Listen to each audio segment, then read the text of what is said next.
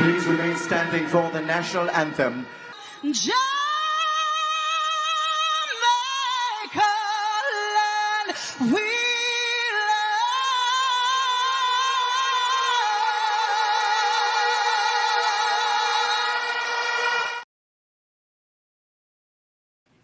Hello, JPU family. How are you guys doing this late night? Thank you for joining. Thank you for hanging out, waiting for the program to start. Wanna know it go?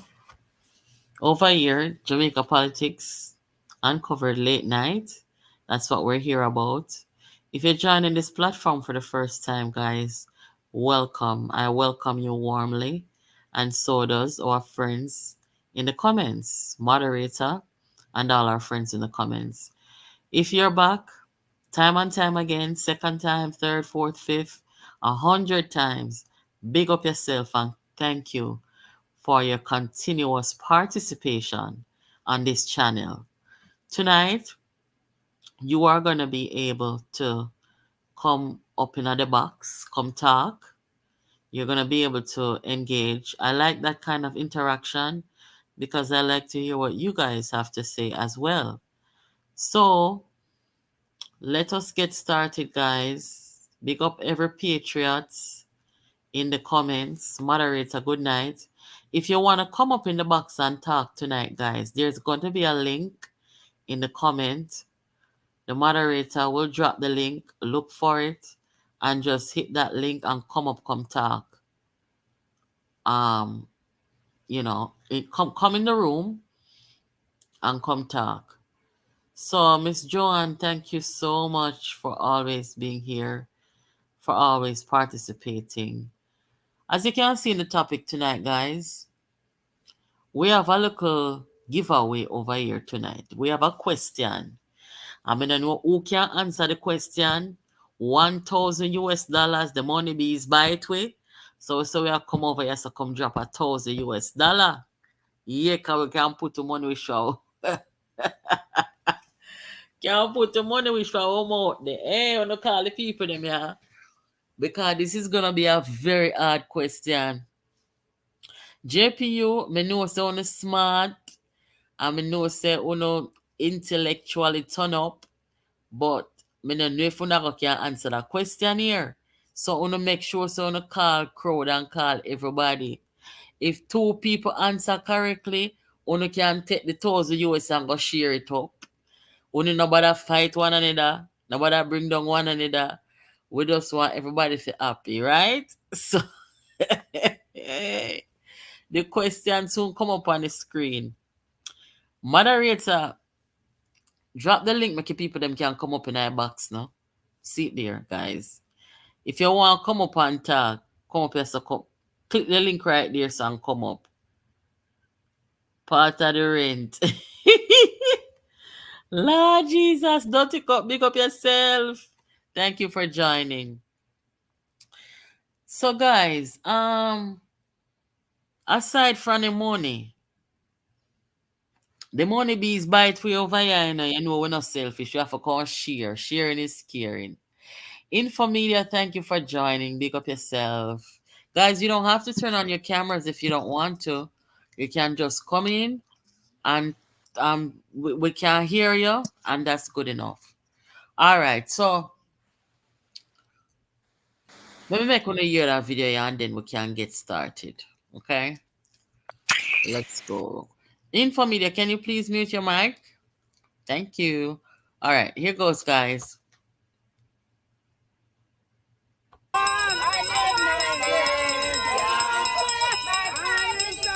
Supporters of the JLP have boarded the song which once only echoed at PNP events.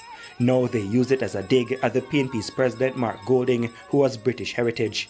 But for them, the My Leader Bornia song is also an attempt to reassure Andrew Holness of their support, especially after the events of the last few weeks involving his statutory declarations. They feel Mr. Holness has been unfairly targeted. And no, he's not going to win. Because I lie them, I tell upon him. He no need to do that. He no need to thief money. We dey back of him and we have him back. He can't lose. He can't lose. None at all. Andrew grow good. Me know him mother. Me know him father. Him no grow drag up. Andrew a good man. Him no grow for thief government money. Attorneys acting on behalf of the Prime Minister have since sought the court's intervention in the matter. And his passionate supporters say they will find means to help with the legal costs if it comes to that. Andrew, if you have enough money, if you have 50 million pounds, and even tell her upon him, you have a big title put on for him. Figure liar. The JLP supporters were among hundreds of loyalists who took over the streets of northeastern St. Anne on Monday as Matthew Samuda romped to victory in the by-election. First-time MP Rhoda Moy Crawford believes Mr. Samuda will do well.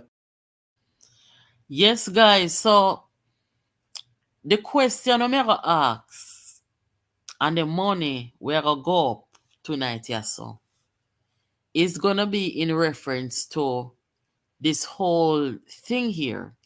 You hear what the lady say? The lady say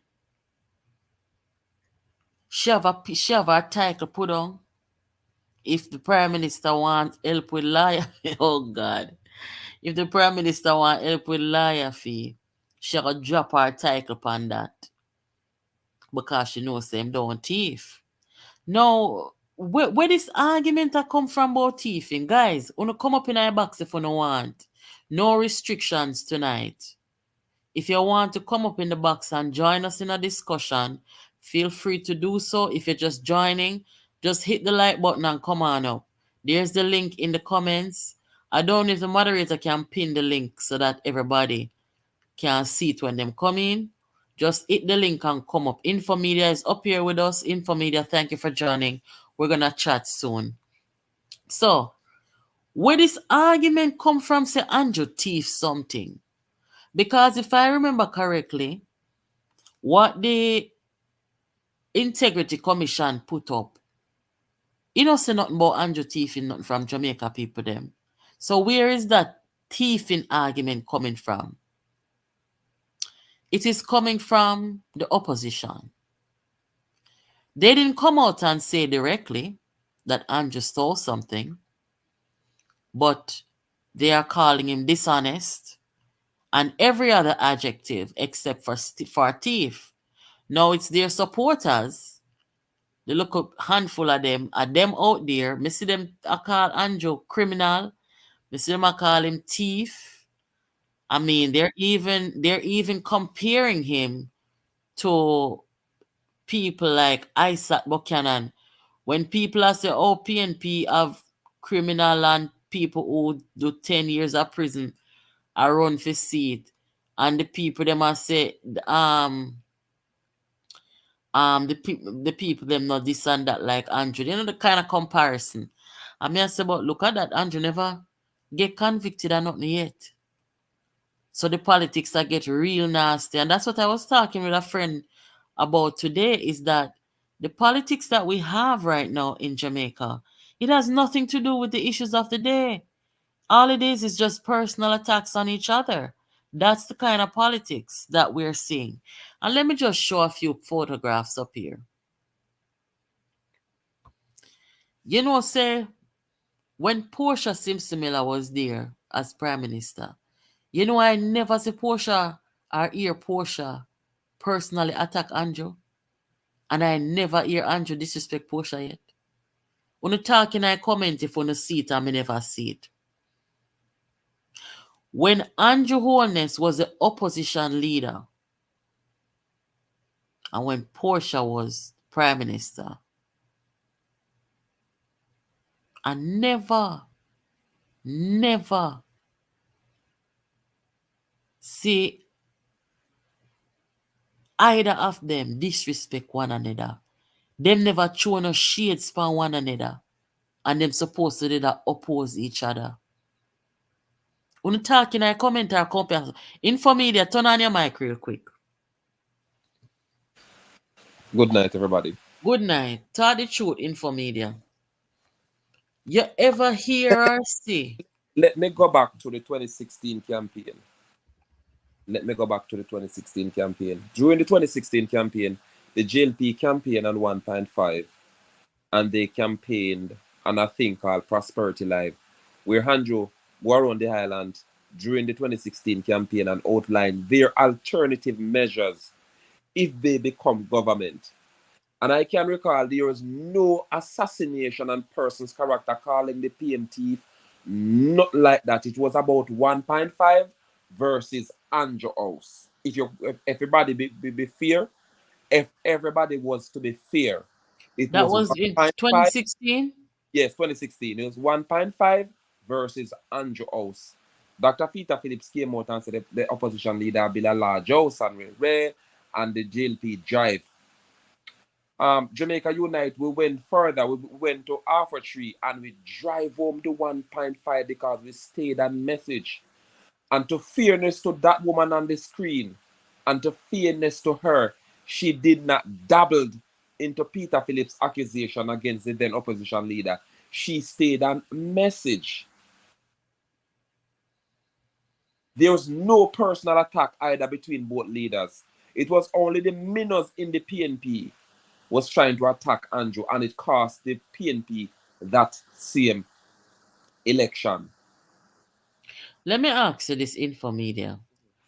When Peter Phillips went on about Andrew Oness's house, do you think that Peter Phillips was trying to say to the Jamaican people that Andrew Oness had his house registered in another country and Peter Phillips did not? Do you think that's the comparison that was being made, or what do you think that was all about?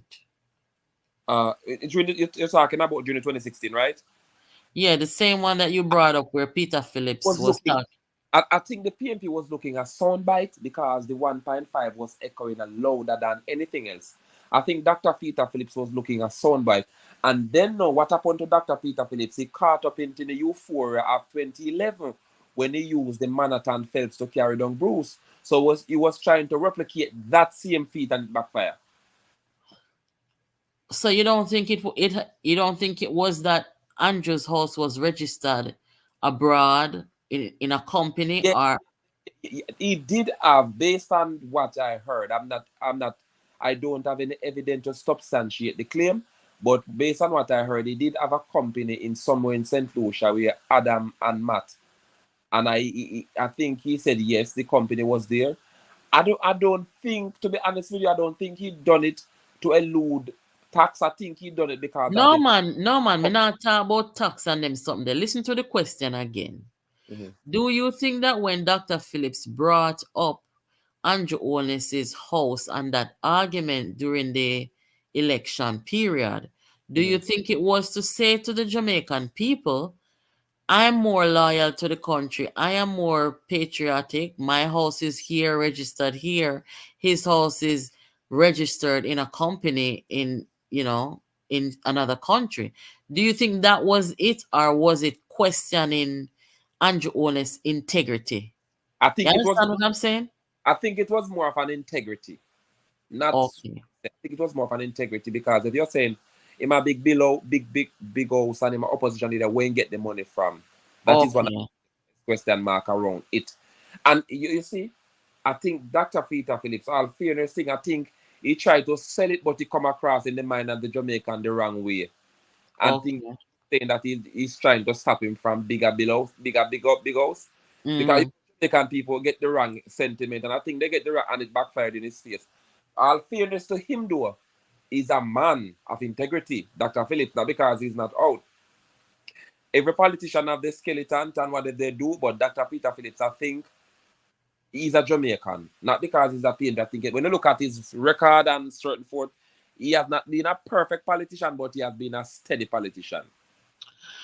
So, when you look at the time of Dr. Phillips and the thing about Andrew House and so forth, do you think that it's the same as what the PNP is trying to do right now, which is to brand Andrew Oness as a thief and somebody who is dishonest? And is there a comparison there?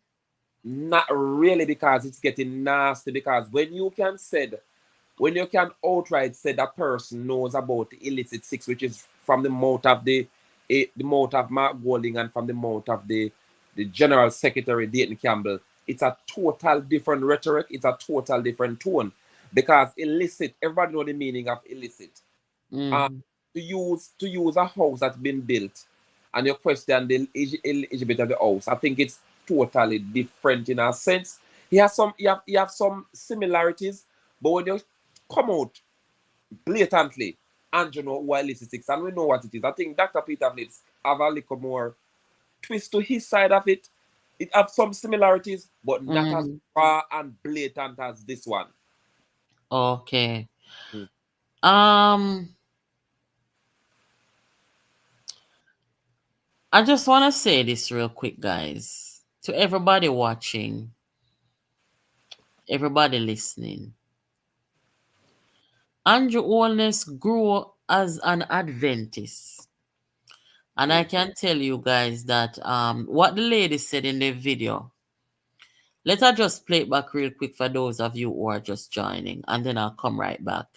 Guys, if you just come in, please to hit the like button, share the live with somebody, and hit the link to come up in the conversation up here. Come up in the box up here.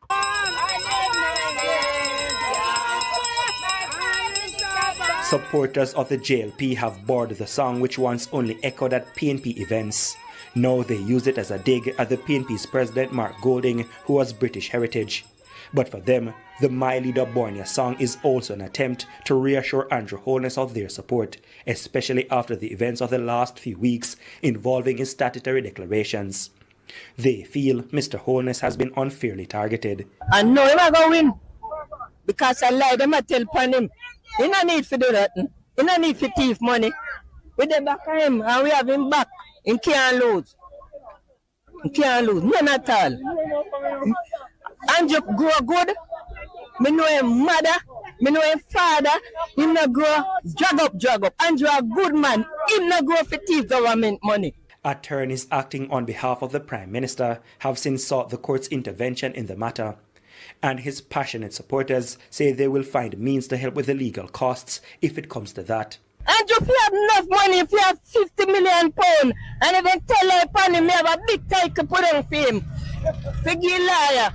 The JLP supporters were among hundreds of loyalists who took over the streets of northeastern St. Anne on Monday as Matthew Samuda romped to victory in the by-election.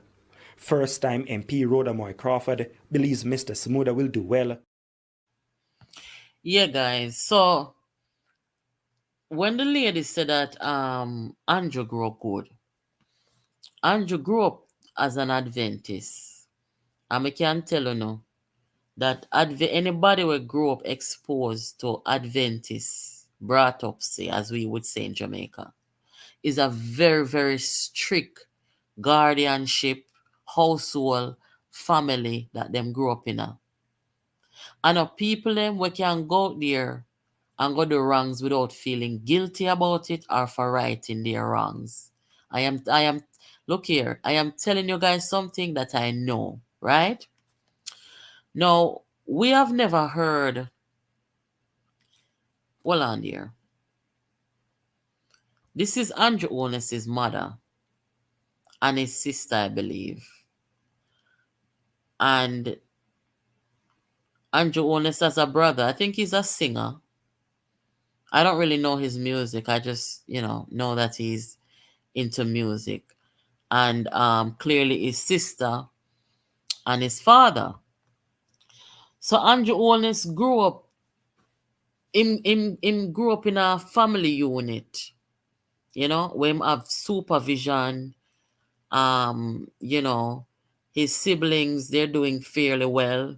He's doing well. And you can tell by looking at those things that Andrew Holness grew up in a situation where there were boundaries, there were rules, and, they took the right path in life. I'm not saying that he's perfect. Nobody's perfect. But I just say that to say, when people are going to, well, not people, but the PNP, this current PNP, when they're going to try to spread this thing on the man about some thief and them something there, can you imagine all parents over here? Can you imagine you grow your pitney and you have your pitney and all I will know with kids? If somebody can tell me right now, say my daughter thief something, me can tell them in their face, say I lie them I tell, before me even hear the story. Because my daughter, she would never do something like that. We know our kids. Yeah, some people take up for them kids, you know, and they know in their hearts that them kids capable of doing something like that, or they would do something like that. No, these people now, one time them hear people are calling them son thief. That's his parents' his inauguration with his sons when they were younger. For hear people are gonna call your son, your daughter, thief. And you know you're not grown a thief. You know you sacrifice as a parent to raise a decent human being. Me don't know how some people do certain things, you know. Some things me just can't do. Certain boundaries me just can't cross. Me will argue with Andrew Holness all day about him policies. But if you go thief and if you go criminal and talk about them something there, that not nice. But that is the politics of the PNP. And me I tell you, say, I'm telling you something. Anybody over here, we are PNP or Rise United. You see that look of something they want to come with, I call him man thief. I want to make on a supporter.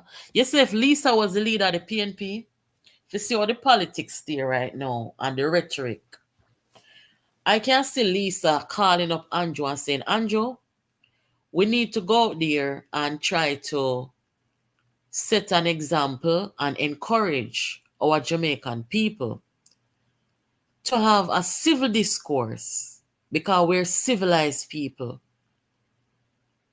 To not be out there character assassinating people. And I could see Andrew agreeing to doing that and both of them standing together, setting that tone and setting that example. But you cannot have something like that with these vipers. I don't care. Them vipers here, yeah, so led by Mark Golding, and God Almighty knows say some of them don't deserve to be called a viper. Because them just dead as MP and them want to look like them united and all kind of damn foolishness. And they don't want them constituents to turn upon them. So them turn up, they look like a poor thing. Them turn up there look like them a hostage behind this a English heartless, wicked liar man. I'm not afraid for call him wicked and liar because we catch him in a whole heap of liar already. Mark Golding is a certified liar. Me not tell a lie upon him. Me can name out 5 lie where him tell right now. Me upload all of them pan here so. So I don't lie. Nobody I tell upon him when they call him liar. Mark Golding lies so comfortably. And him and Peter Bunting. Jesus have mercy. Every time I remember that man, them is too much sick. Bunting.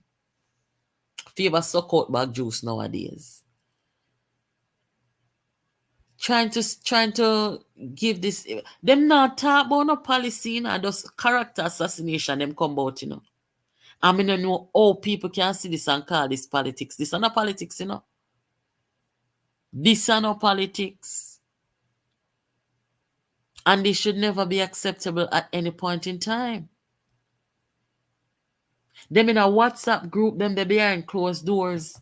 I tell them, look, arms house supporters and followers for go out there, go call the man thief. When the man, look here, let me put up the question over here tonight. $1,000. Call the risers them, call everybody. $1,000. Let me put the question on the board here, so.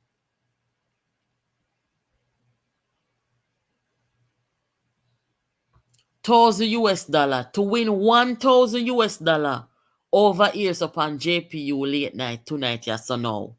Tell us what Andrew Holness stole from taxpayers. $1,000 come up in a box. PNP risers come up in the box. Because anyone can't talk and win the money as tonight. Unu have no argument, you know. Unu have a leg to stand up on, you know. Unu share the live, you know, people. Share this live. Somebody come up in this and come tell we. Come up in this and come tell we where Andrew T from taxpayers. We put the money which power out there, you know. If we say $1,000, $1,000, you know. If we can't afford $1,000, $500, we are going to put $500. But we can afford $1,000, $1,000 US. Come up here, sir, and come tell we what Andrew Holness thief from taxpaying Jamaicans. In the meantime, me have a bone to pick with the Jamaica Labour Party. Especially the speaker and the deputy speaker. Me hear Juliet Holness say she was glad, she would have gladly allowed the PNP, the Rise United people them, to move the motion regarding the vote of no confidence. I don't understand why the deputy speaker, Nigel Clarke, you know what? Let me not say it as a fact because I didn't really see the proceeding. I was at work. But according to the news media and according to the Liard people them, they say they walk out of parliament. So they say the speaker would not allow them to move the motion.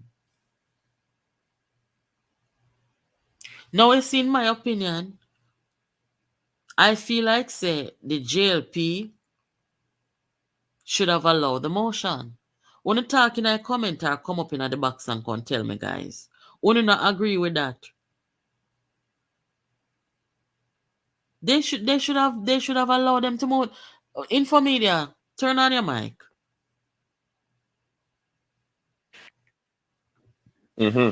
You know, feel said them should have allowed the motion to be moved. I am a bit confused why the House Speaker would come and say that when standing orders and the laws govern Parliament does not allow it. So I am confused who is right, the Deputy Speaker or the Constitution? Who is right, the Constitution or the House Speaker? Because Colonel Charles Jr. outlined the Constitution and where the Parliament is concerned. Is it courtesy? Is it on the part of the House Speaker to pardon the Constitution and give the PNP a blight? That's the question we should ask ourselves. When was the last time we moved a motion of no confidence in the House of Parliament? They tried again, Philip Parwell, and they tried to censor him and whatever, and it did not happen. I think the Labour right did not go do it to Portia, and they said no, that's not it. When she defended when she defended Parallel with the LNG whatever projects and whatever. So it has been threatened. I think they tried again. Vaz, I think both sides has been guilty of that.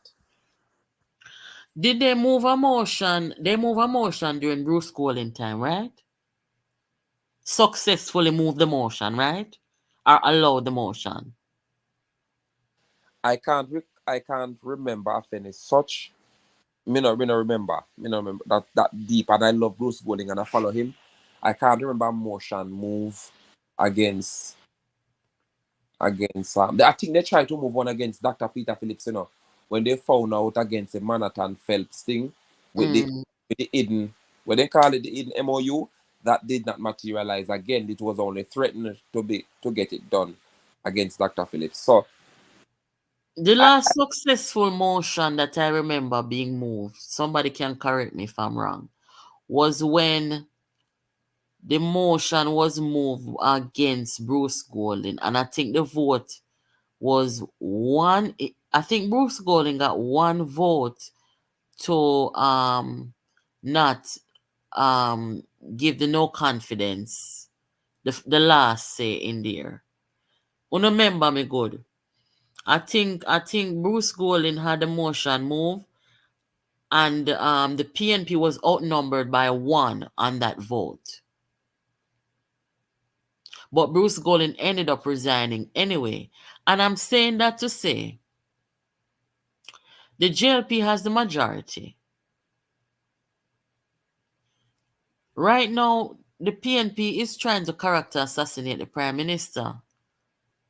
Now, having the majority, why didn't they just go ahead and allow the motion? You understand what I say? I'm saying that when I heard Pernell speak, and not because I supported Jamaica Labour Party, he speak with clarity. And if the PNP did stay there and try to attack or try to defend and speak with the same clarity that Minister Charles speak with, it would be a different scenario. Than walk out and don't explain yourself and rush into the media for political mileage. You lose the race. If they did have the amount of evidence to stood up against Mr. Charles, why you think they would have walked out? Come on, let us look at the politics. I feel like so politically, Ricardo is saying it would have been good politics on the part of the JLP. However, the matter is before the court, and the proper thing to do is shut it down. Me understand all of that, Ricardo. I may understand say that before the court and everything. But you see, since the PNP are playing dirty politics right now by trying to character assassinate the Prime Minister, me feel like say if them did allow the motion and them get outvoted, then that would have been that would have been a positive thing. No, and then it would have been beneficial upon the and then it part would of the look like Prime Minister. Jamaica Unite, and then it would look like a negative. Jamaica, I don't remember. But listen why I said it would look like a negative. If we use our supermajority and to block that motion, how would it look? Look at it that way. All right then. If we don't use our You tell us, how would it look? it would look like we are muscling and using our supermajority to defend the Prime Minister. Right. But use the root of the Constitution to defend the Prime Minister. I think it is fitting to use the root of the Constitution to defend the Prime Minister and use a parliamentary majority, which is not a.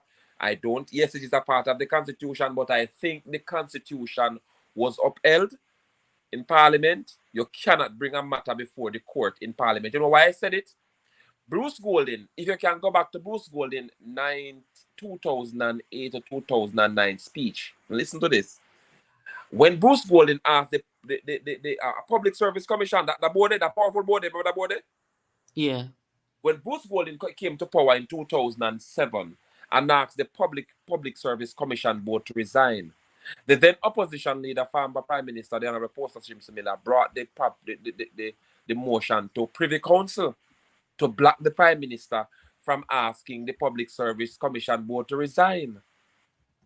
In Parliament, Bruce Golding quote from 2 letters, and those 2 letters was wrote by Michael Manley. In one of the letters, Michael Manley said he asked the Public Service Commission board to resign. And then again, he asked them, and the Public Service Commission wrote a letter telling Mr. Manley they are going to resign because of, they use a word, the Public Service Commission board, and both boards were appointed by PNP. Then Bruce Golding go on to say, I want to look for the clip. And then Bruce go on to say, I am going to only quote from 2 letters because there's a this subject is a matter before the court and I can't say much. You know why I feel like say they should have go ahead with it? Because they could have, right? They didn't have to, but they could have. You see, if them did allow it, by the time the vote done, the argument done to enough.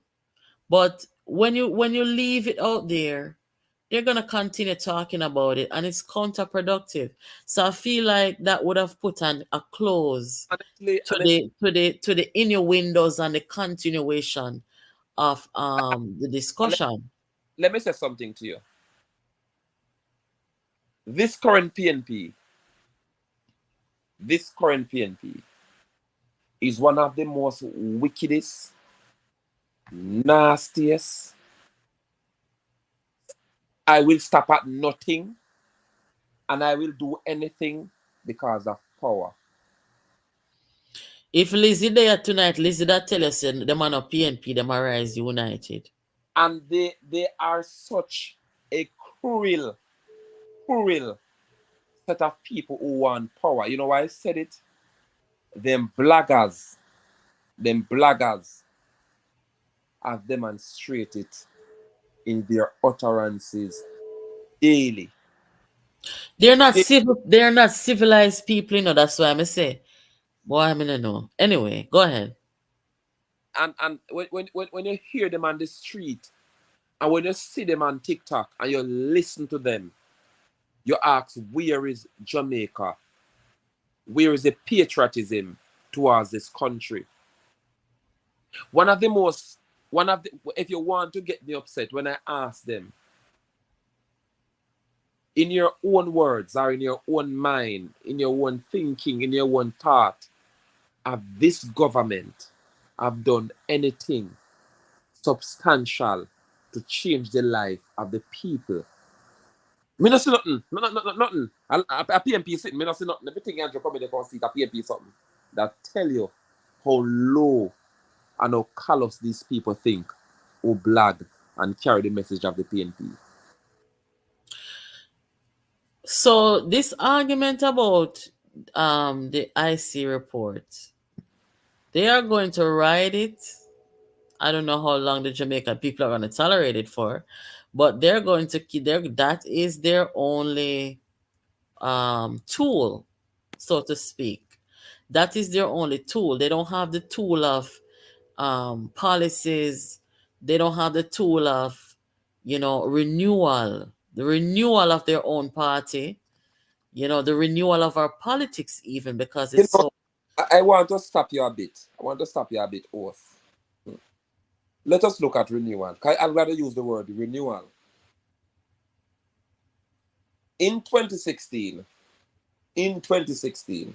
there are some bright persons was around Dr. Peter Phillips. And they were a part of the PNP. Where are they now? They're talking about renewal. That is very interesting. Let us look at the PNP and let us look at the JLP where renewal is concerned. But let us take the PNP first because they must be the party of change and renewal. Isaac Buchanan, Vibes Cartel on a stage, Ellen Lewis giving them $2 million, which is they can account it for. Dr. Dayton Campbell in questionable circumstances. Dennis Meadows backing scammers. And some of their bloggers within questionable character.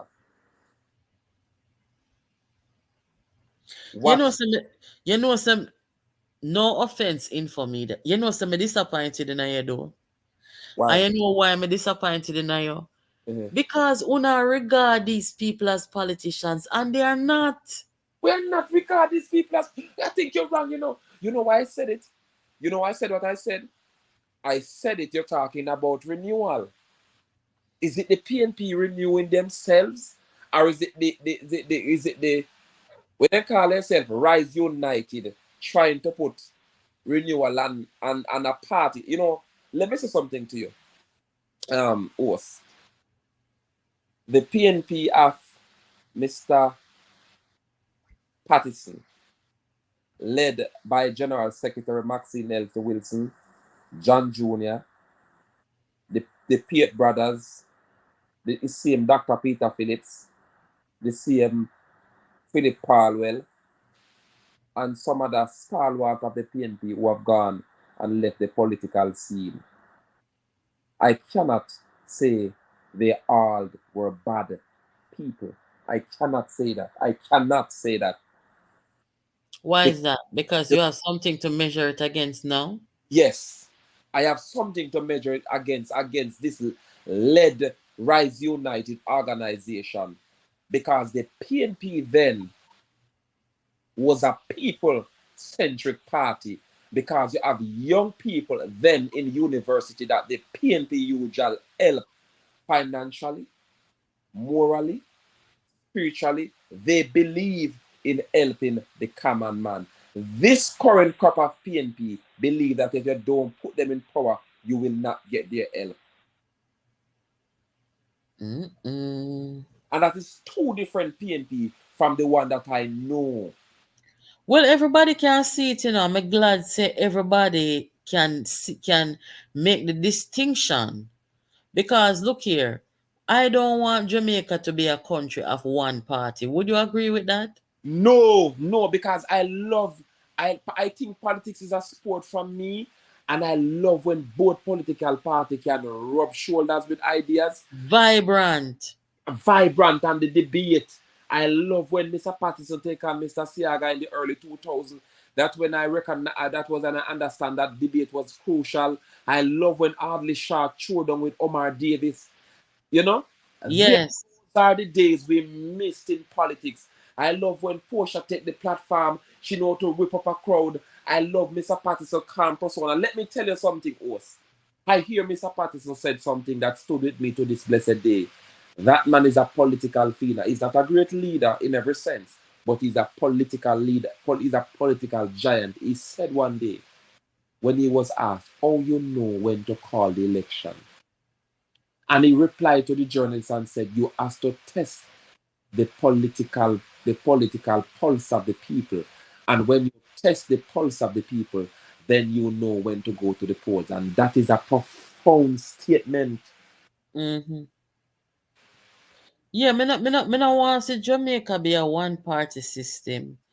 And I certainly don't want to see our leaders where them can't have a genuine conversation or But a but but genuine. but, but look at this and tell me if I am wrong. And I want the comment section, 'cause I'm not seeing the comment section.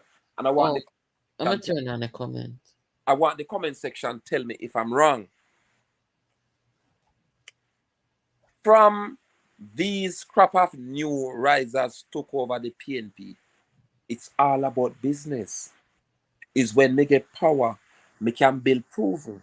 Is when me get power, two man can build a bank like DB and G.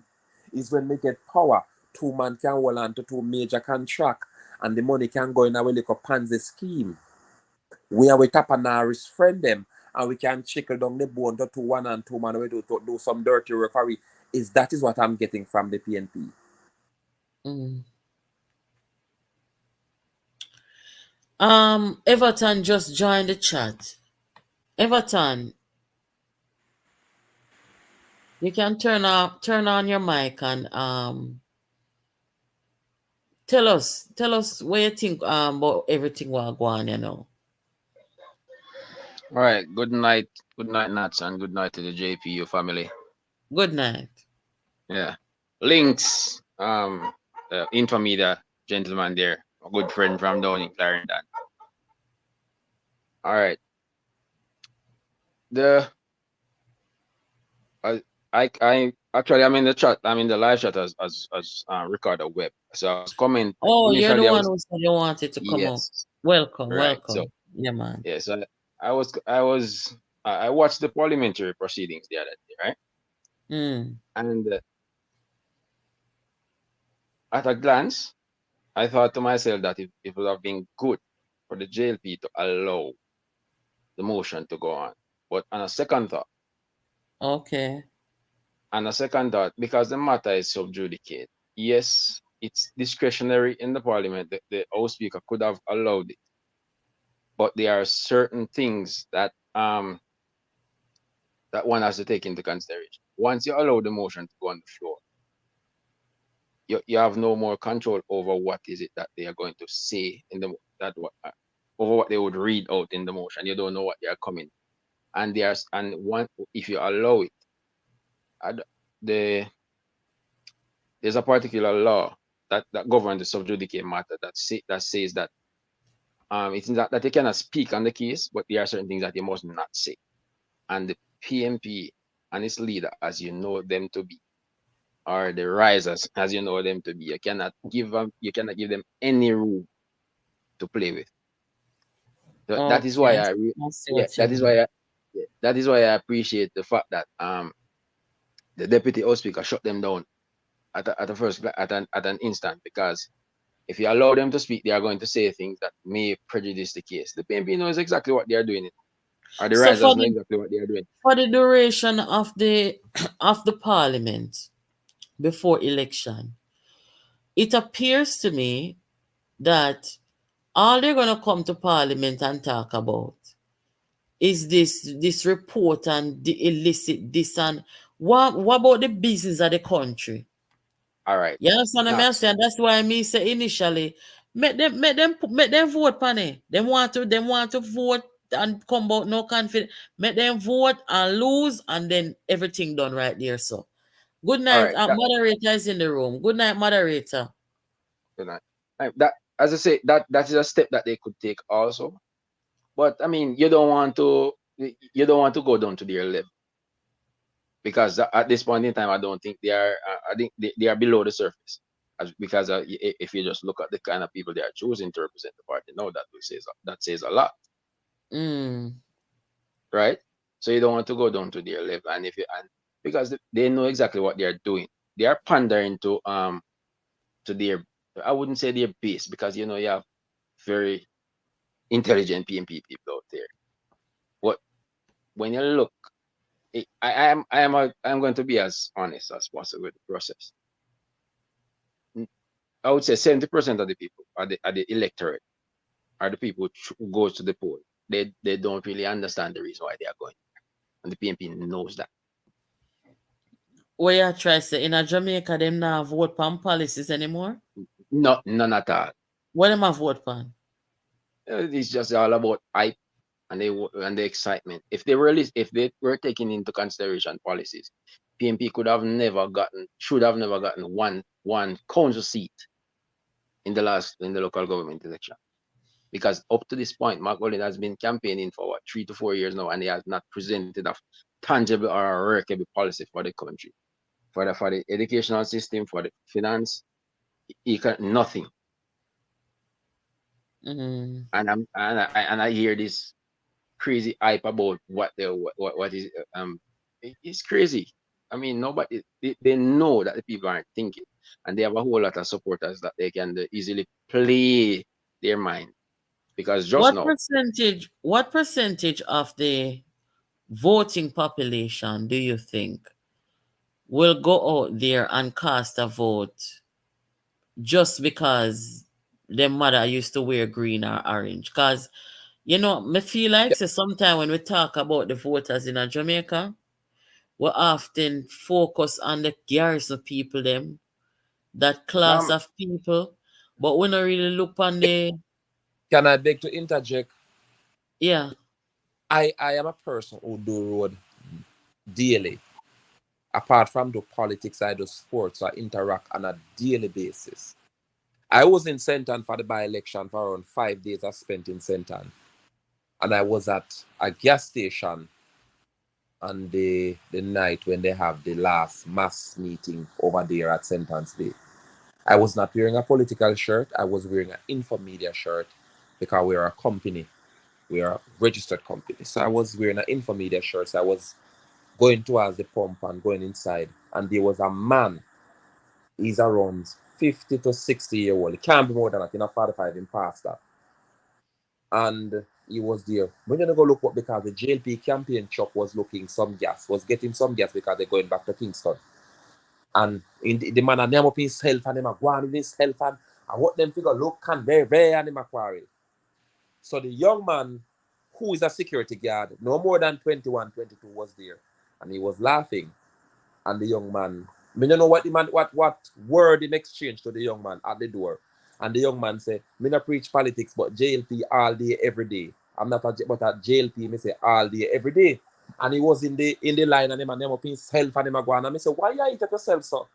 if the young man say JLP all day every day, and you have a different perspective in terms of what you're saying, because you're killing yourself about the two-party of corruption. They say, what? All right, let us ask, you said the two-party of corruption.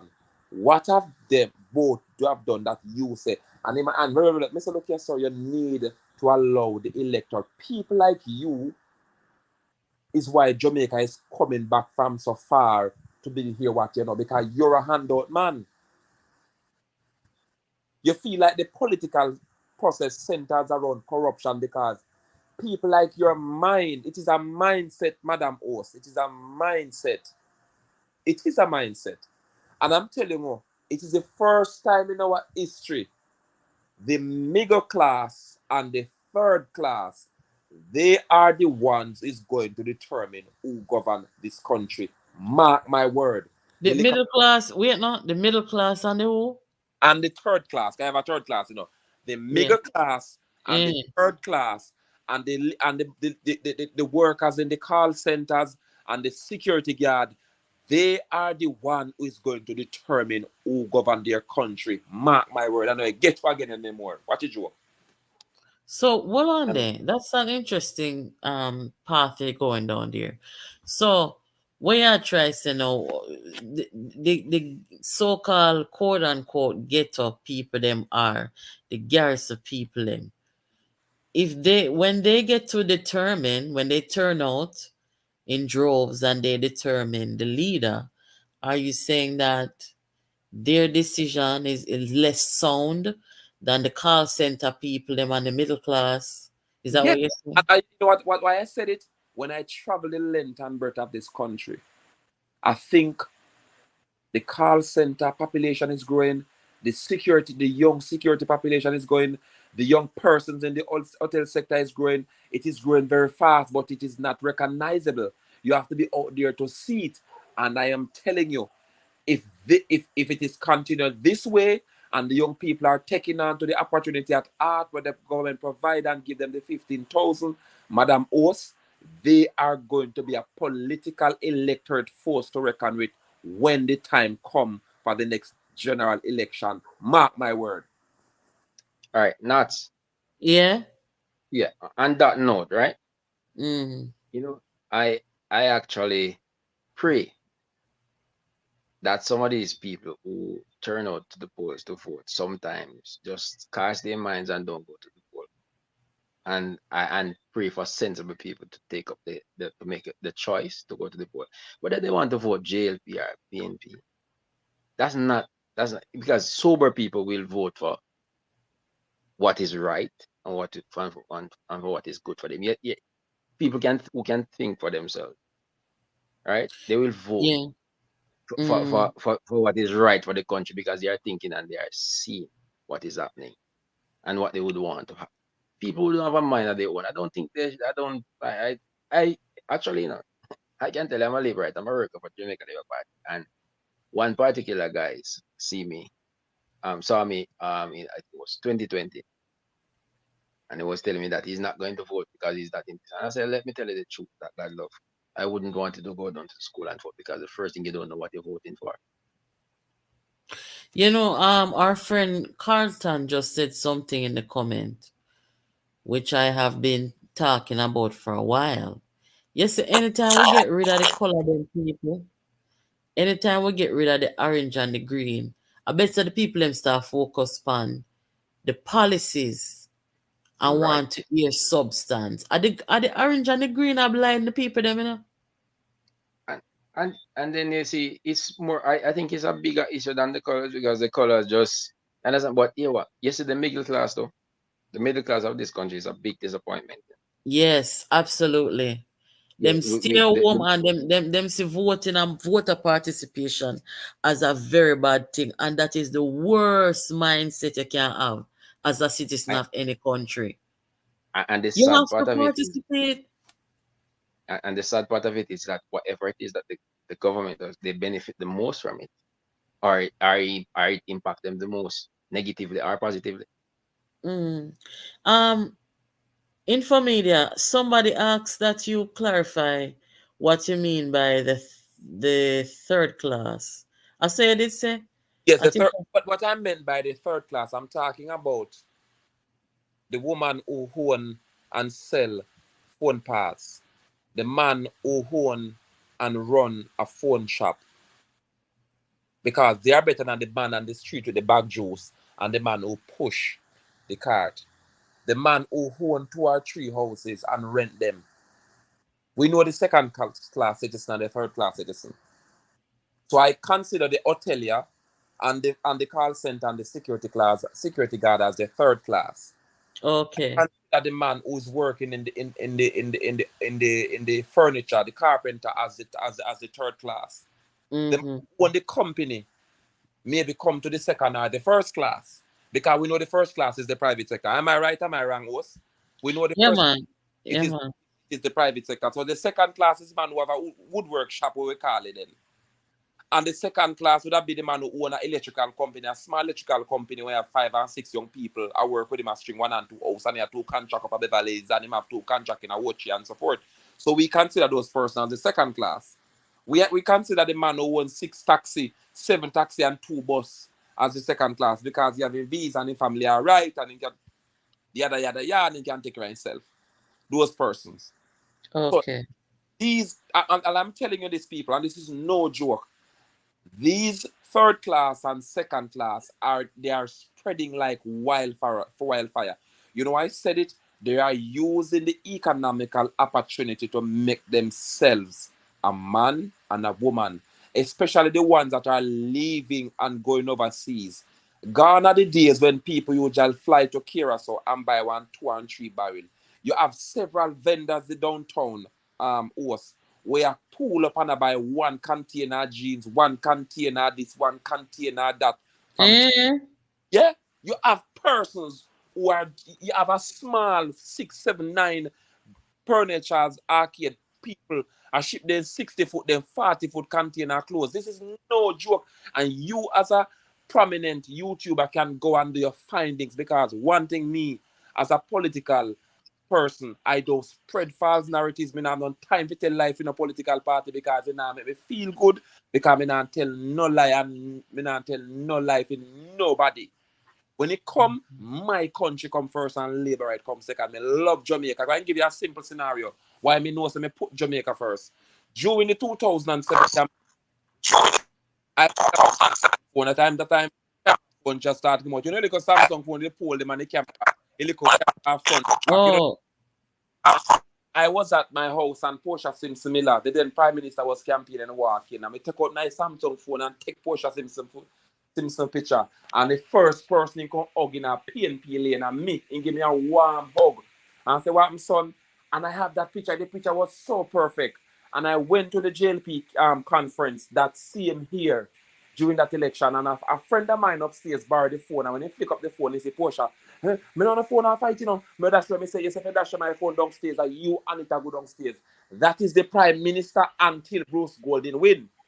That is the Prime Minister of Jamaica until Bruce Golding win. As some knows me put my country first. Even though I am a hardcore Labourite, I put my country first. I am not a yada Labourite nor make nice Labourite. Me not run them joke there.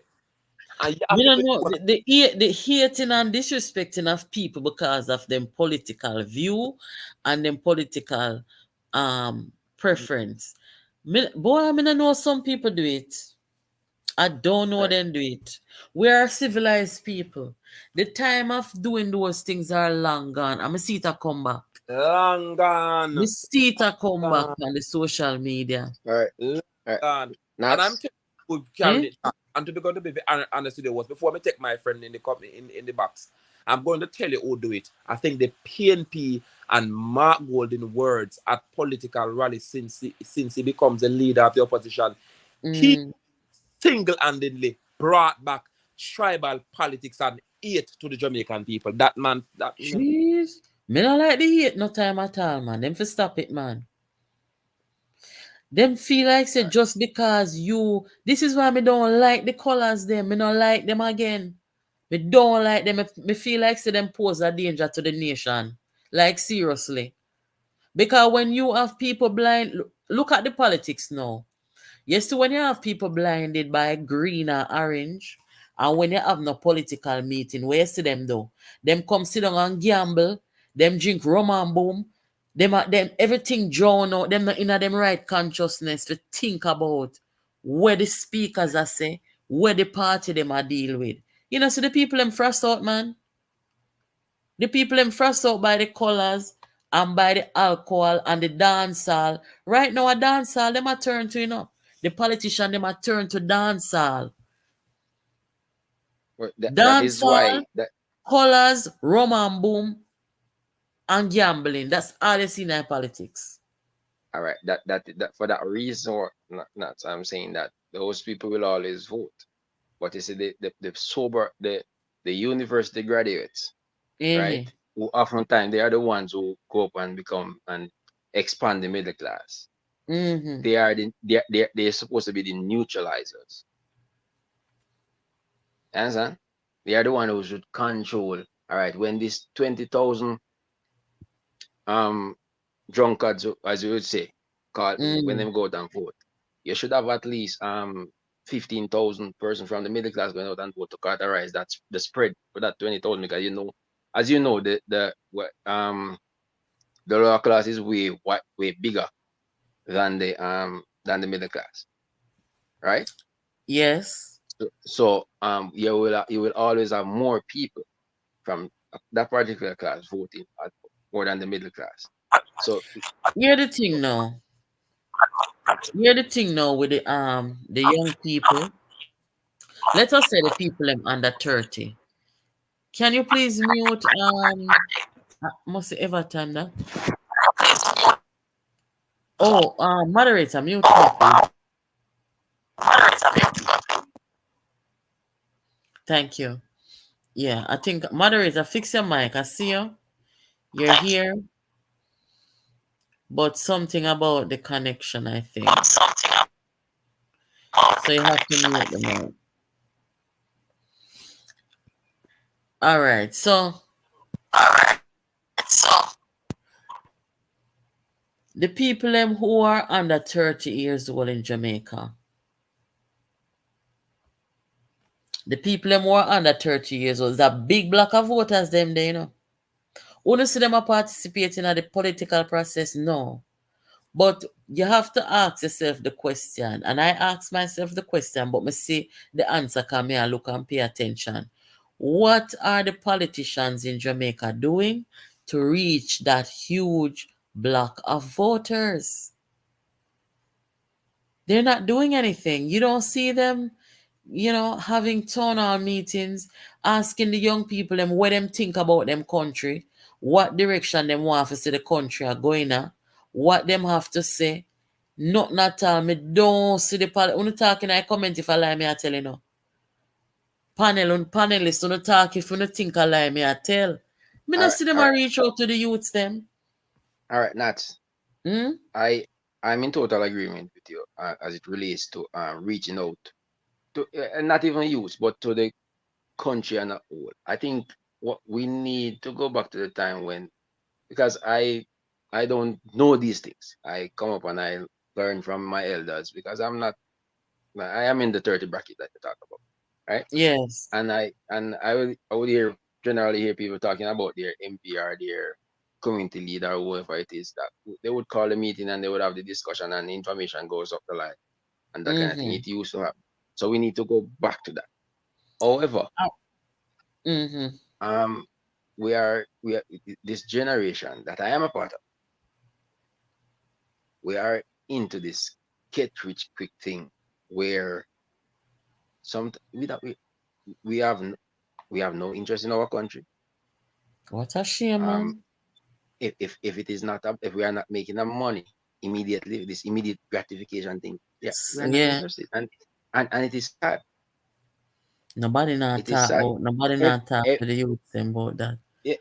everybody sit down and say, oh, nothing and go on, nothing and this. I'm a university dropout. I can say that. Mm-hmm. When COVID came, I was doing my little business, going to university, paying my way through and dealing what I'm supposed to deal with. COVID came and crashed everything.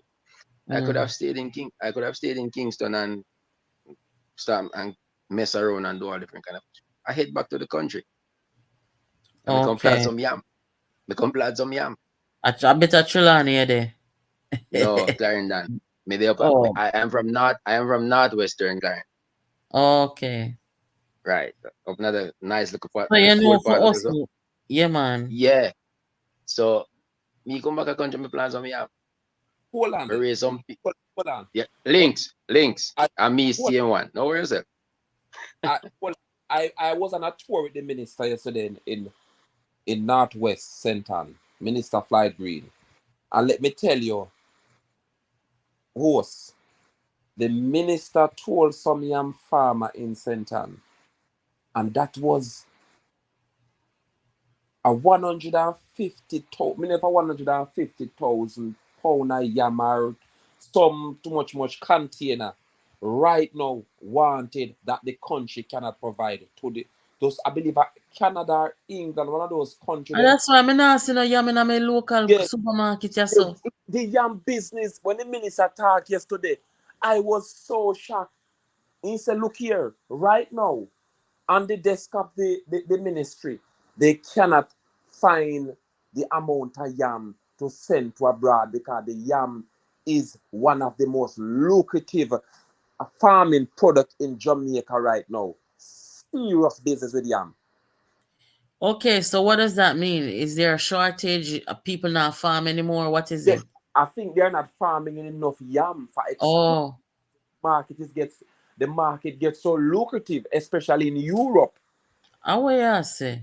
Can we get some nice, good yam over here, so, you know? But let me tell you, us, when I was in Trelawney for a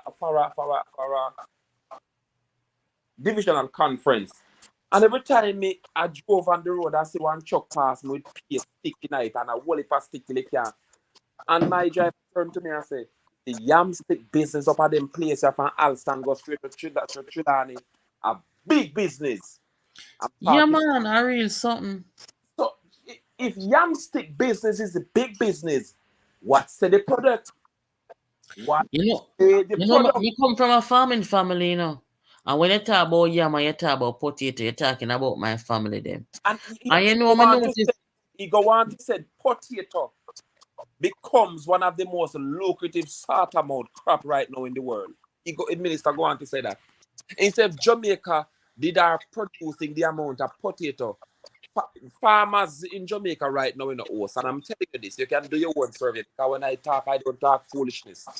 Farmers in Jamaica are living a far better life than the early 2000s to the early 90s. Farmers are earning more money. I was on a farm yesterday, and I hear the man a pray the cabbage them come because then the cabbage them come. Ray, and I pray for because they want to put the people them more than crop in Senton.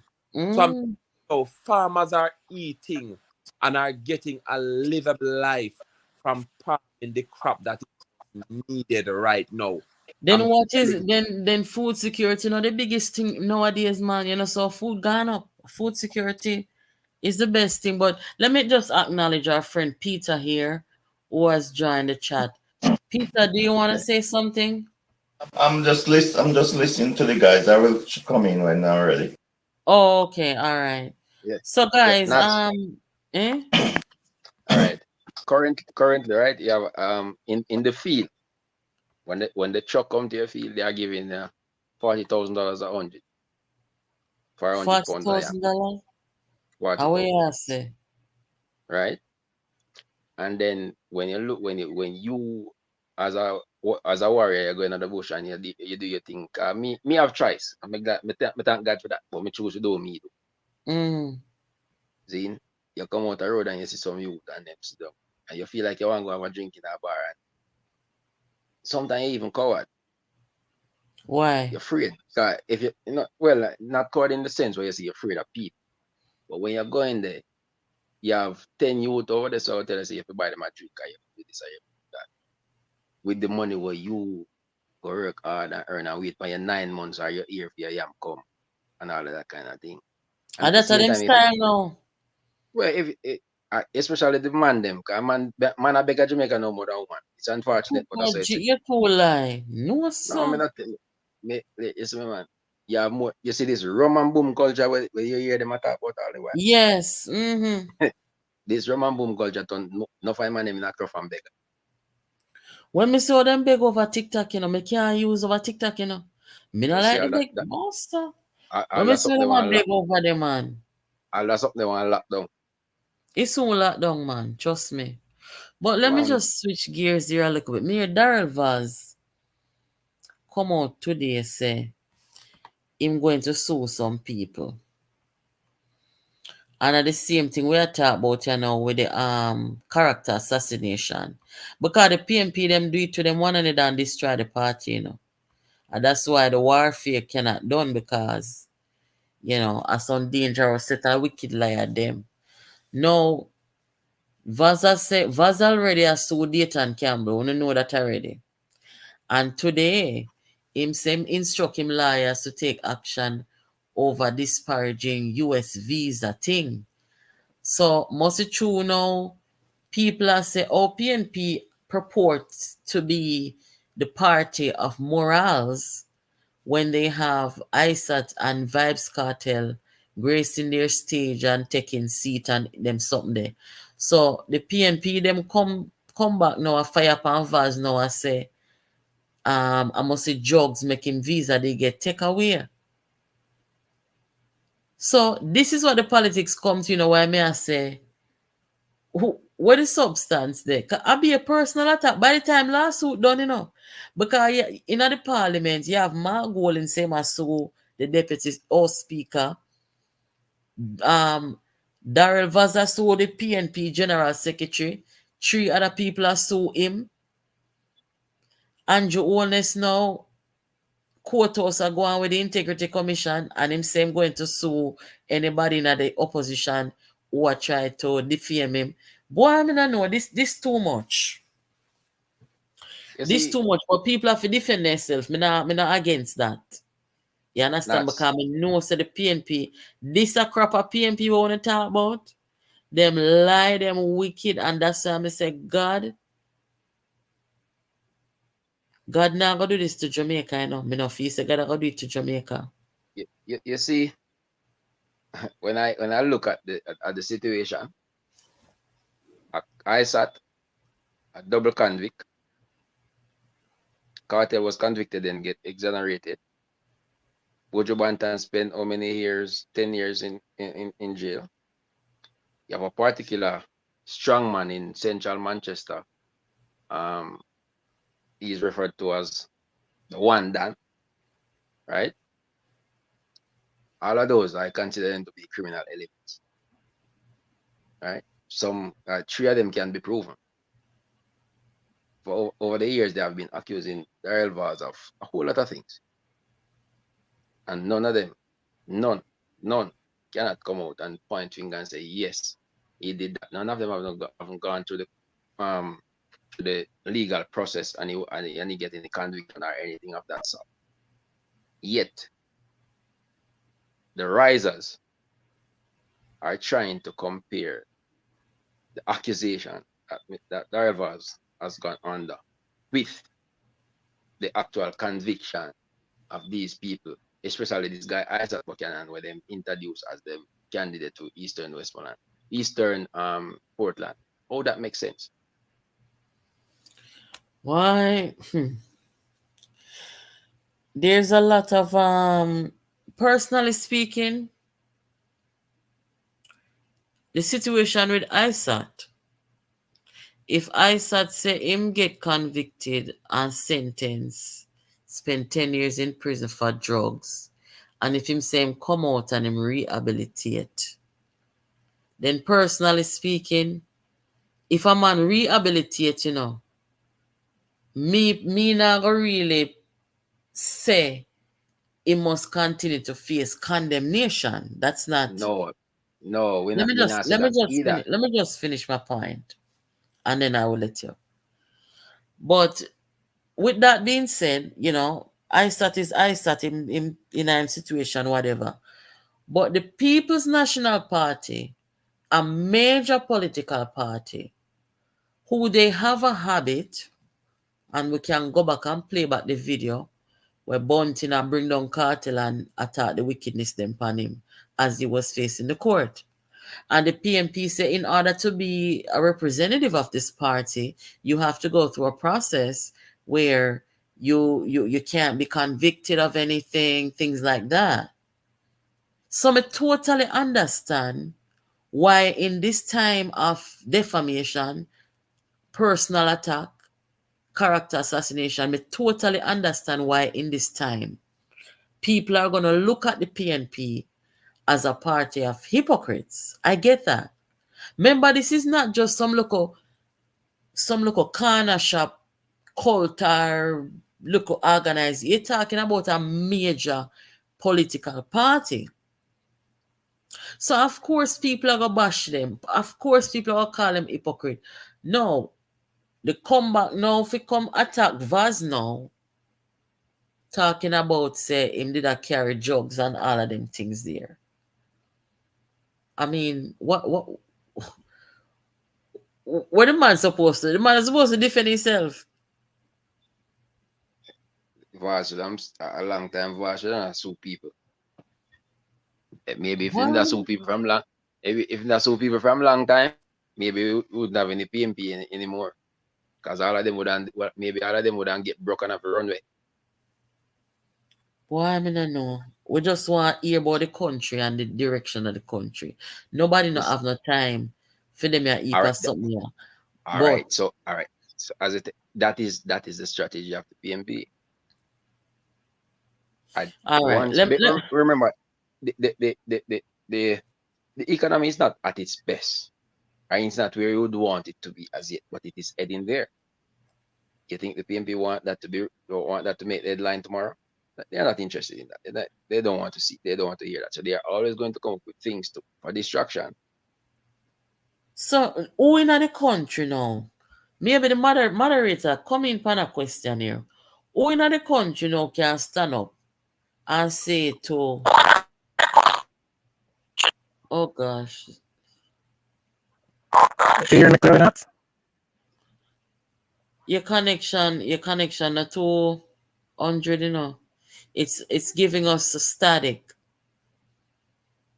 I don't know why. The question I was gonna ask is who in the country can stand up? Still. Is it just me who's hearing the static? Are you guys hearing it too? Man, it is coming across cracky. Yeah. It's real bad. Yeah, man. Moderator, I don't know how I go on. The connection. But what I'm gonna say is who in the country can stand up and say to the politicians first of all, and the rest of people them say, we want a more kind, a more gentle, a more decent politics. Because somebody make a comment over here last night, you know, never really put too much to it, but when the person said that in the entire region, it come like a Jamaica the worst politics right now. May I agree with that, you know? All right. Yes, ma'am. All right. May I agree with that. Not about Yeti. Yeah, moderator is not here, so I'm going to try and see if I can do justice to this one. All right. Okay. Civil society, right? Mm. That is what they should be doing. But we can call them uncivil society at this point in time because they themselves it seems like they have lost their way. Right? Mm-hmm. In past times, you used to have some decent people advocate, and we have some people who the politicians themselves respected, so they can when they speak, they would listen. Understand? At least they would tone down what is it that they are doing. But at this point in time, there's only one set of people I can point to that can correct what is going on right now, and it is the electorate. What the example of a set though?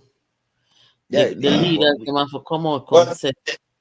You see, the problem I see towards that, I think I don't know if it's the second term that Andrew get him complacement, because what I think he should do, take away those two of those minister man position and say, listen, you guys gonna go to Belmont Road and organize the party. put the party machinery together.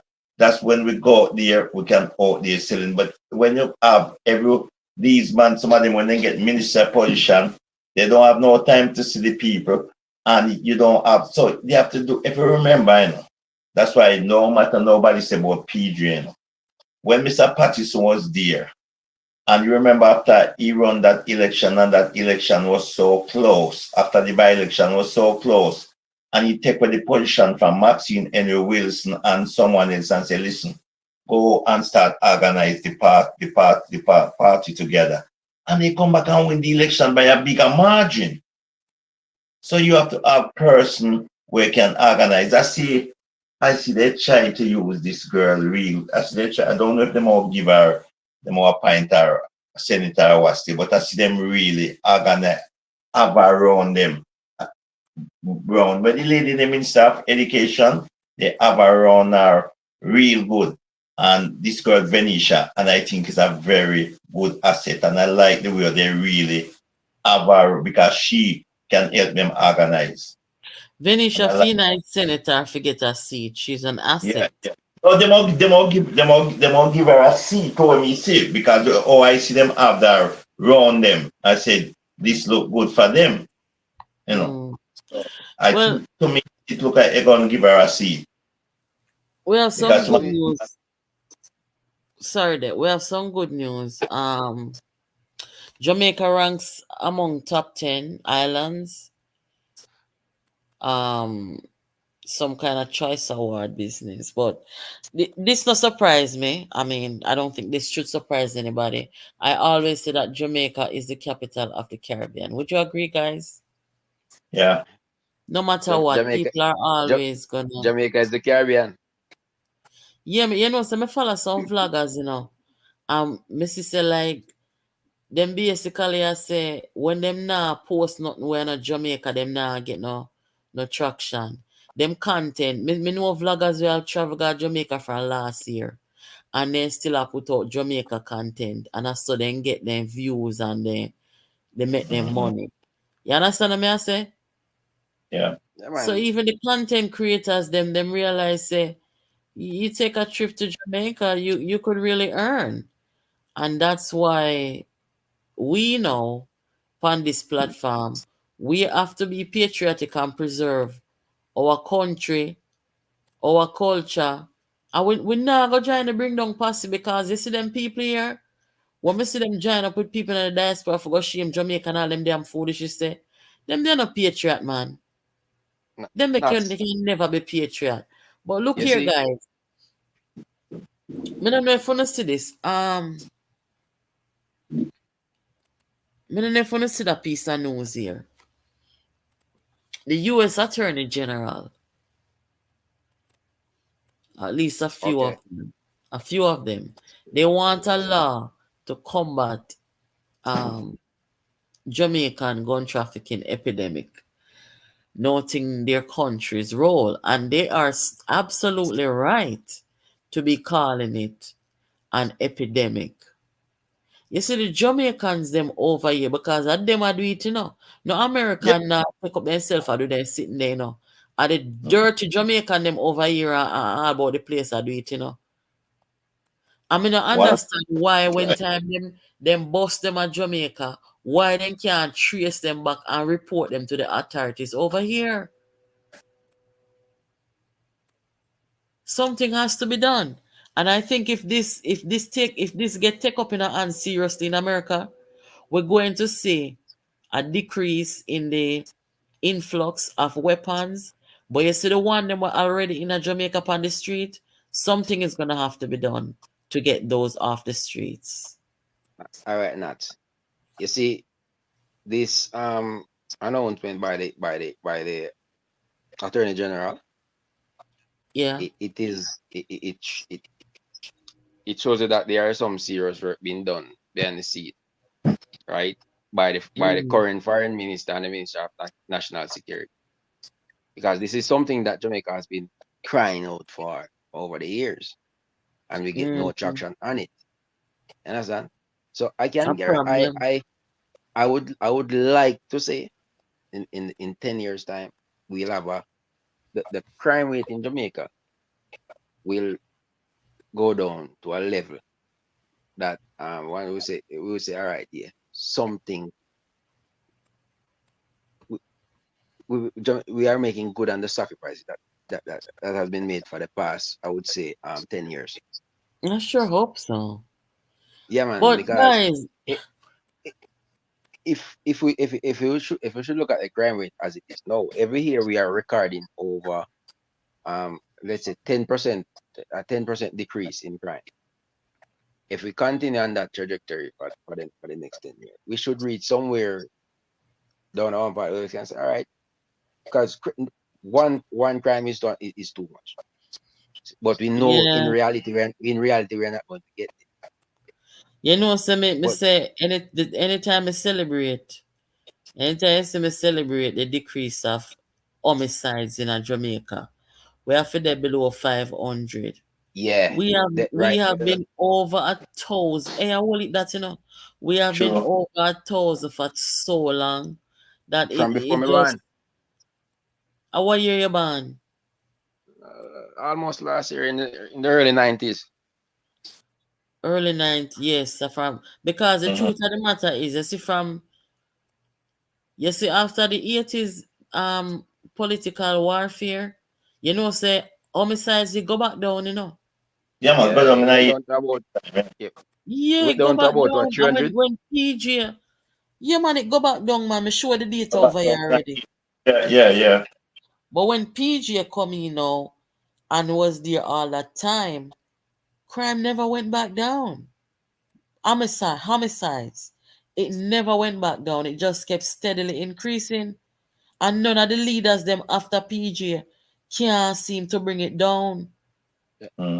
1,000 people murder a year, a whole heap of people that in any population in a man. Civil war situation, that man. Yes, man, we have to do better, man. God Almighty. You know, I used to live in one of the western parishes, right? Yeah. Mm-hmm. Nuts. I used to live in one of the western parishes. Mm-hmm. And I was passing. I was in a Western Union line, particular day, and there was a man. At that point in time, I was like, he would be in about 55 thereabout.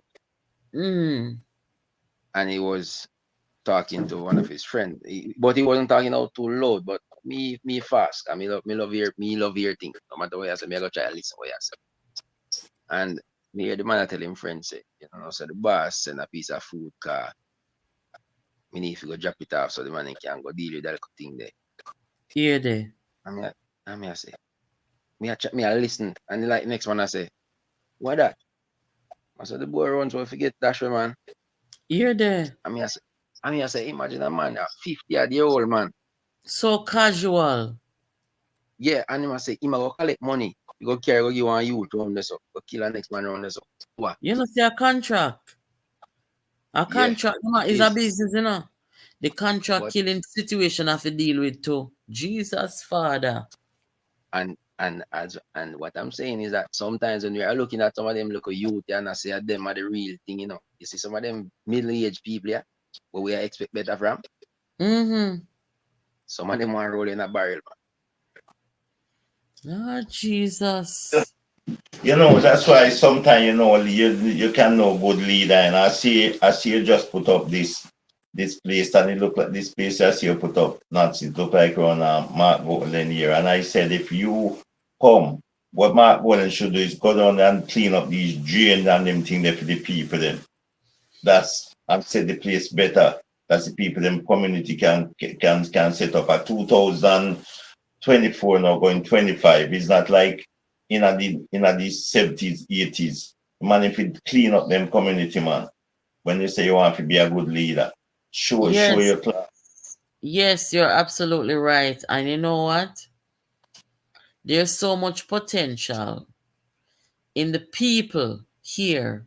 But when them get up every day and them outlook is so bleak. Yeah. Me don't understand the people then come and say them have much money. And then, boy, I mean, I know. And you know, in my thinking, That's I what say, you know. You see Edward Siaga, and you see, as we Portia says, you learn a lot from Siaga, but you see Portia, where Portia do come up and build up around Delacree Park and clean up the community them and try. You know, go clean up everywhere, but they clean up a lot of places. These places, what Mark Boyle should do, him rich and say him having entrepreneur his friend them, make income, set up the community, fix up the road them, fix up the drain them, and they zinc fence thing them. But if we try to get rid of them thing, they're 20th. Because I tell her travel around, not I don't know. I don't know where last to go Kingston. I go in Kingston and I travel around where down the waterfront, and I'm telling you one of the most beautiful places in Jamaica today. Yeah, down the fix up good, especially yes, which part them out down a water lane and waterfront and all of them part of this song. Where the place name, the conference center, around those era, it developed so pretty. That's I said, boy, it's like you got you the foreign. It look real good. That's almost you all of Jamaica cut out the ghetto style from Jamaica. But one at the time I see the government say them going to build some concrete and people might get bad. Say they don't want people to come, but sometimes some of the people them too, they don't want to come out of the zinc fence. No, what them need for this, say? Them need to put some high-rise building and put some apartment complexes. Knock down them zinc fence. Them zinc fence. Let me tell you something. You see them people that come to them a member of parliament and them are this and that. Them not want to see the people them come out of them situation. They don't believe. No, I agree with you 100%. They They don't don't want to want see. to see it. They want to hold him down and tell him, say, oh, we love you and we feel poor. And when they come and give you $5,000, you say, yeah, man, never. And because most man, that them want a split and a red stripe beer and a rolling in the morning. Yeah. Yeah, as early as the morning be. But guys, let me ask you something. Maybe somebody can fill me in. What the heck is going on with Usain Bolt? See the Gleaner put out the Observer. No, sorry, the Gleaner put out a Bolt distress. Jamaican athletics icon shocked and disappointed at lack of updates on SSL fraud, failure to return. Then look here, me showing you know. Let me put it on the screen. The FSC made a comment recently, a public statement about the progress of the case and said that 30 million was obtained by SSL through their international portfolio and them going to give back the people them money. So we both fire him liar them. They're not supposed to know them sitting there and tell him. That because today I hear the Minister of Finance was talking and update the people them about the same thing. So you're right. I don't know why Bull's still going on like that. I'm not gonna lie. I was to update him as you said. Something wrong, man. nuts. Eh? Remember this SSL thing, you know, when it started, you know, it took on a particular political tone. Right? Yeah. Look at the convenience now. Andrew Holness situation and the inflated figures that the IC would have reported on the Prime Minister. You hear people come out and say, oh, you seeing both money, them take. And which one of the media houses they put out the report again? Nobody go down the road because we already know say that is propaganda. All right. And those people are utmost disgusting. So and don't you think this particular media house is a part of that propaganda? You talk about blunderbuss them? The Gleaner. The Gleaner. Oh. Yeah. So well, look here. It is pretty convenient for them to put it out at this point in time, so them can get them minions to start that with certain things. Look right? Here, on September 30th, the FSC put out the following statement. Sorry, September 24th. The FSC put out this statement that you're looking at on the screen. It says here, statement by the Financial Services Commission on ongoing regulatory actions concerning SSL. And hold on a second. Let me get the other part. This is the entire statement. Me don't know if both not see this. Or me don't know if he might go through a phase or me not understand what really are going on. But we want him to get back his money and we don't want no confusion about it either. But it says right there where you see it in the red brackets, it says, based on the latest information provided by the trustee, SSL is advanced in its plans to make a payout to SSL clients. The payout is primarily from the proceeds of the sale of the international securities client portfolio with an approximate value in excess of US dollars 30 million. To ensure full compliance with the directions, the FSC will be closely monitoring SSL's actions throughout this process. So if I were in Usain Bolt's shoe, I would be comforted by this most recent release that first of all, SSL get $30 million. He only gets to get 13 million out of it. So me no know what go on. If I stress him stressed out or cause them something I mash up people too, you know. No, the reality is, you see, I don't know what is going on in Yusin's head, but I'm assuming that he would have gotten some updates. And based on based on the postings that I see from him, he's trying to say that yes, they are putting out one thing, but there's something else going on in the background. Basically, that is what he's saying. That's what I'm saying. In lawyer need to come address the public because me know him of him lawyer. So when you ever put out them something you know as a public figure, somebody who we all love, right? The mixed messages between him cryptic messages and what the FSC is putting out, it's very conflicting. The public wants to know what is the situation because the FSC put out for them statement. Me not no reason for doubt them at this time. But me don't know what you saying what I try to tell we say. Me not understand. Not everybody have their motive, man. Me not want to really say him a playing no politics because me not no evidence. No, I wouldn't say he's playing politics either. But I'm saying everybody have their motive. Him say it sounds like him wanting money now. Right? Yeah.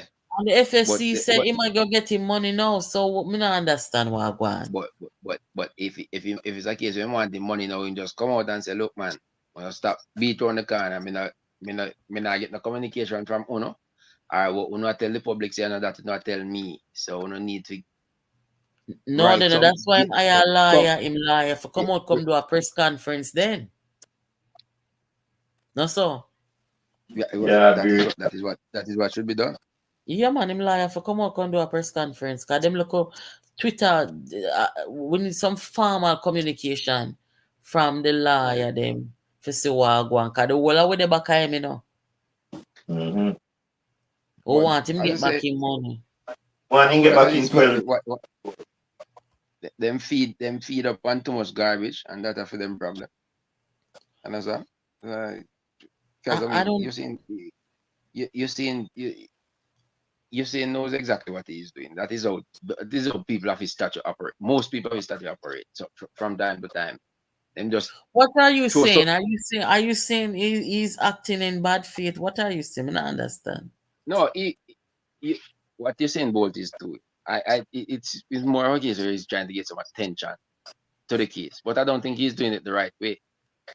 Because he knows that there's that there's a particular view out there, right? That the money was taken by some individuals. Some people call the prime minister name and call some other people name and so forth and so on. So the moment you come out now, you start to put out these little cryptic things. You know, I'm not feel say you seen about follow up them little dirty propaganda about prime minister. Andrew wants to work at SSL. Mm-hmm. No, we'll not follow them. You see that follow up them look at them foolishness. Not. Trust me.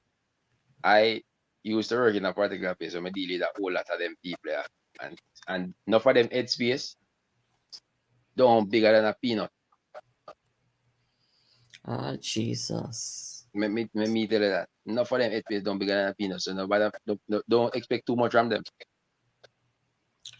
Before we close out the program, guys, I have been reading the comments, and up to now, me not see nobody can tell me where Andrew own his teeth from the taxpaying Jamaican. So one of them is to push back the money in my pocket, the $1,000 US. No, not me answer that question a long time, you know. I have to give you a lot of credit on that because you ask, it's not just now you're asking, as you're asking them from this thing come out there when them said Andrew Thief, you say you want them to come and tell what Andrew Thief, and I don't want you long time you ask them and you put up money now and no one can tell you anything.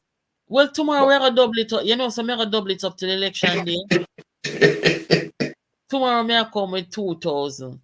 And the next day we are come with 3,000. Eh? But me answer the question long time. What you say? He stole the veil that used to cover their dunceness. So now a whole lot of people's dunceness are exposed. And that him thief. Lord Jesus. You know, the money you want. Something like that. I hear Vegas say something like that, so the people them duns. You know, so the $1,000 I want, you know, Matthew, the same answer the question. No, man. It's a serious thing. I posted it when I just came on the live. Lord Jesus. Yeah, but it's, yeah, all right. You look, you have in all your time watching this particular host. I don't know if you're allowed to call people name on your program. I don't really want to go down that either. But no, you don't have to call them name. Just say where you have to say, because you say if they call nobody name over here, so we'll crab them up and name them up, you know, wickedly, you know. Right. So this since this thing has come up, you realize the amount of apologies a particular individual and a station has to be issuing. No, sir. You forgot to tell me half the year. Oh, you talk about mainstream people, them? Yes, man. Yeah, man. Call the name, man. Call the name, man. Because them a part of judgment too, you know. They and Jackson Miller I'm talking about. Oh, yes. Mr. She come apologize with you, yeah. About 6 times now. Yeah, man. Even the other night, she apologized for some stuff, yeah. Boy, I mean, hey. You see, everything we're going with the politics of Jamaica, the media is a big part of the problem too, you know. Yep. Because she have a tick and she over yes already, you know, because all them do, them come frame things or them want to frame it, and them is not about talking truth. You know, like their style, man. And it's not that they know, it's not that they don't know better. They know better. Them know what them are do, man. Them, you know, so them put themselves in the YouTube platform and then call themselves big journalists. No TV and newsroom them for what them are doing in a YouTube space. I tell life on people. Precisely. Boy, I'm disappointed though, you know. Tonight, watch there. 1,000 somebody do the maths and tell me how much Jamaican dollar this year now. 1,000 US dollar. And 130-something thousand Jamaican dollar that no one can come towards that. Nobody can come claim the money and come tell with something. Come tell with where Andrew owns thief and the taxpaying Jamaicans. We don't have the integrity report. We don't have everything. We don't go in a bank account from 19 how long. We don't go in a mother account. We don't go in a father account. I don't know which part of them don't go. And nobody can come tell me upon the live you know. Right? You hear the woman say she'll put up her land. She'll put up her land title for the lawyer fee. Well, me not put up my land for no lawyer fee. Me I put up $1,000 tonight for anybody can tell me where Andrew won his thief and the taxpayer in Jamaica and them. And this I go viral, you know, because I say tomorrow me I come back with $2,000. And the next day me I come back with 3,000. Me not stop come back with $1,000 more. nationwide, you know, over here. Wanna go report on that. Money a dash over here, so anybody can tell you where Andrew thief from the taxpaying Jamaican. They might get money. George broadcast it to you. I love what I see. Maybe that's the reason why I see Andrew change. I love what Obama wife come and said the other day. She used to say when they go low, you go higher. Now she said when they go low, you have to go lower than them. Then And I like yeah, and that's why I see Andrew change now, because I tell you said because they used to look at him put brag upon the bread around now, send catching them out, but they can't put the brag upon him too long, you know. Ah, Jesus. Obama wife said the right thing, as she knows. She said when they go lower, you have to go lower than them. You can't go higher. You have to go lower and put me in them belly, man. You have to go lower. She used to say when they go lower, you go high, but she changed her tune now. Yeah. She said get too bad when you go high, it might get worse. No, but you see, in Jamaica context, you know, we have to be very careful with that statement. Why is that? Of course, we're not talking about physical violence and them thing there. No, me and you know that. Yeah, that's true. Me and you know that. Believe me, know the risers them over here watching, you know, and them cannot come in at the comments. Yeah, wait until I put up a $50,000. I bet you see the IC over here try. The IC over here put up the $50,000. It seems like me have to go be a riser and write my response again. Try no? Try. Make we see what you come up with. No, but me tell you, there's only one thing. Nobody can come. I see him, so them say Nigel thief, you know. Me hear them people, them wicked people, them man. Me hear them say Nigel thief, man. And when you ask them where the people them thief, them can't tell you where the people them thief from taxpayer. And people them so bad mind because the man using education, I'm sure him take a job at the IMF. Now them must say all sort of things against the man. Jesus have mercy. Me want the election, me case call, you know. God know. Me reach a point now where me just want the election for call and just so that the country can move on with its business, because this is not politics anymore. It's not fun anymore. It is becoming dangerous, eh? You know, you ever notice an individual who always call people bad mind? Yeah. And if you should dig deep in their antecedents, you realize that they are the person with the dirtiest mind that exists. I wonder who that know. Oh, what I'm saying is that people with them thieving intention and them thieving ways, I go always call decent people thief. Because if they get the opportunity, they would steal their way to the top. So they feel like everybody else do the same thing. But some of them don't thief already, you know. Well, some of them don't thief already. I heard about a particular set. I was around, but I was young. So I don't know if it is a DB and G set you're talking about. Then them not thief from the 90s, man, and a new thief them. All thief them, you know. So them want to put them want to, as the one of our subscribers say, they're projecting. And they cannot deny it, because when you are gonna scrape up people or some people assets and sell it for little and nothing and push the money in their pocket and do them all kind of wickedness there, them something they are beyond thieving. Yeah, and you know when reaction you know when they take notice to, you know, even when they were saying that they do plan coup against Peter Phillips, you know, say is them same one plan coup against Mr. Manley the same way, and they mash up Mr. Manley, you know. True. Them same one, and they mash up Mr. Manley, you know. Me don't even have to call, I can call him, but I don't even have to call him, but you can look just look and swam to Mr. Manley coming up and just do a fact check, Natalie, and look and swam to Mr. Manley. The type of man them mash him up in the 70s. You know. They mash him up in the 70s. There I was listening to you, at least them talk them thing, but at least them not see them thing there. You know, they mash up Mr. Manley in the 70s. To me, from PJ take over the PNP, I done it done. Then that time Mr. Manley never want him to get the PM. Mr. Manley never want him. That remember Mr. Manley, most persons know that Mr. Manley take away the deputy prime minister from PJ. Because I never want PJ to lead the party.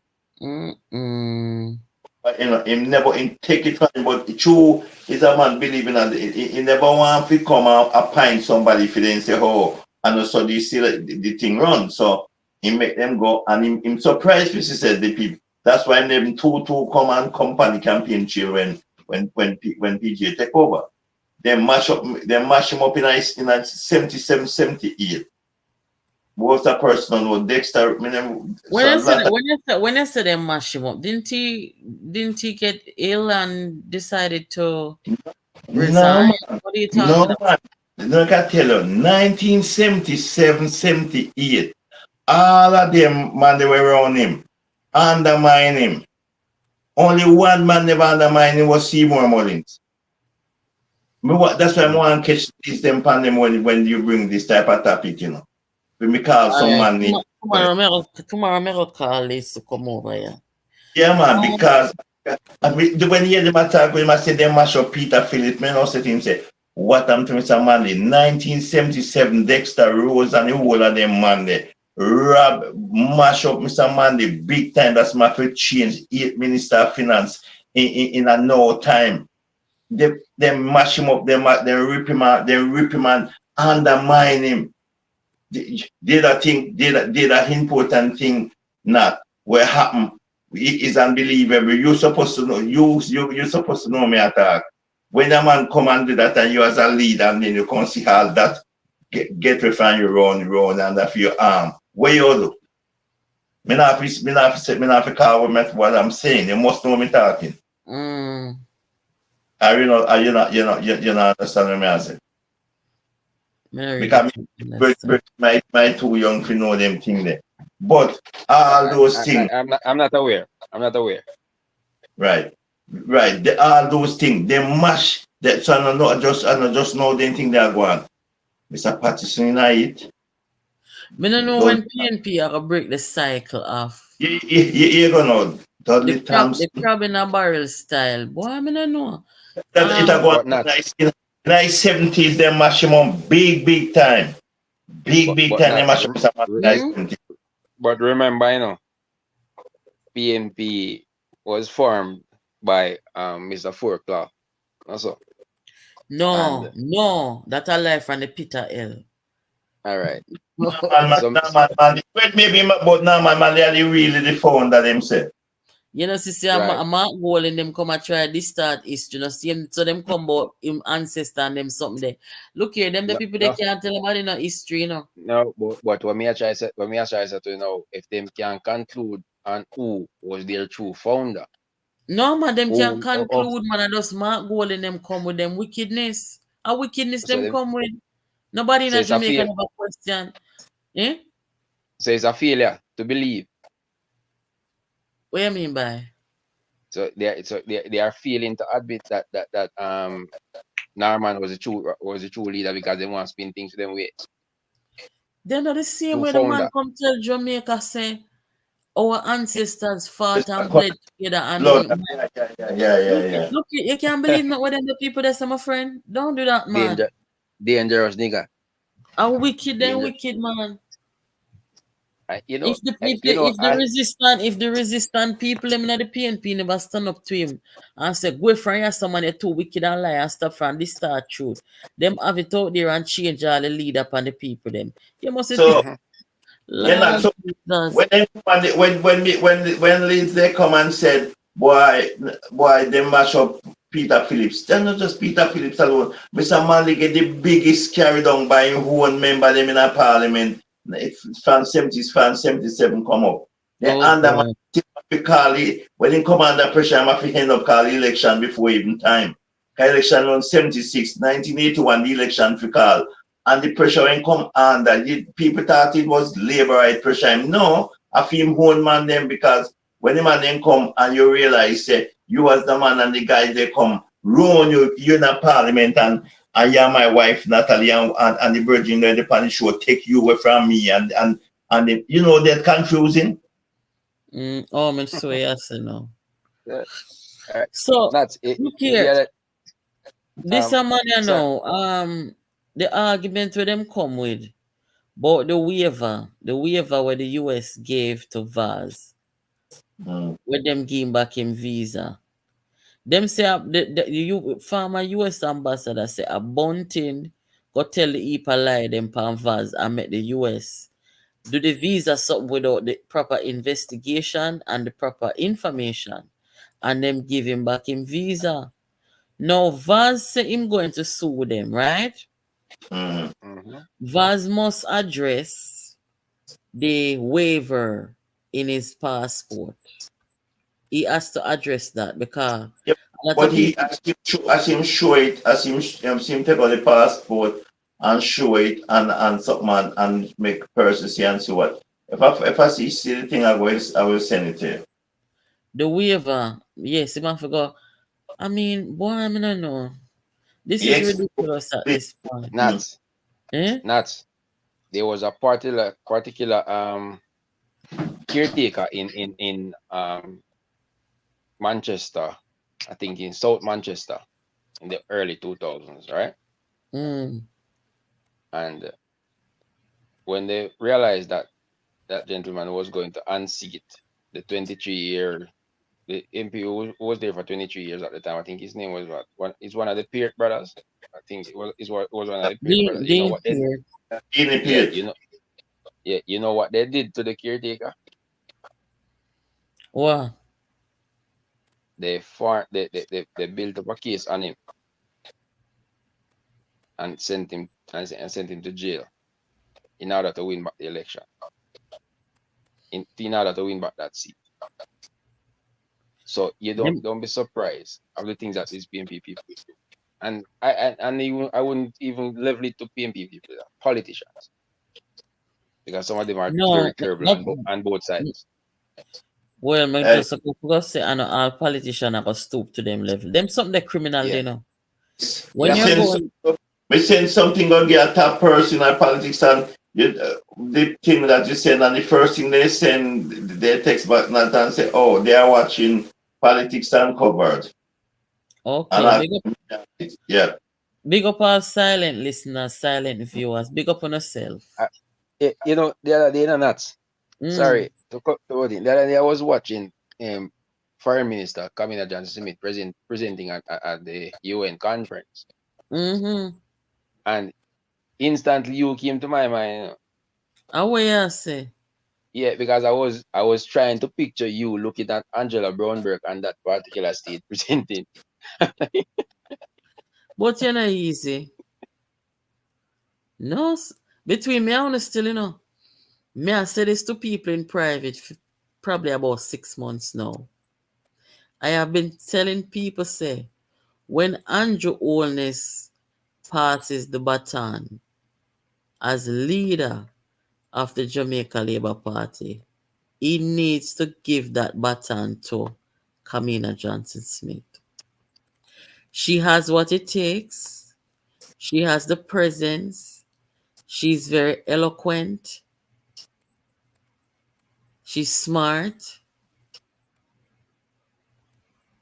Oh, look here, let me just be real with you two, you know. I wonder if you know said them a time here in the politics.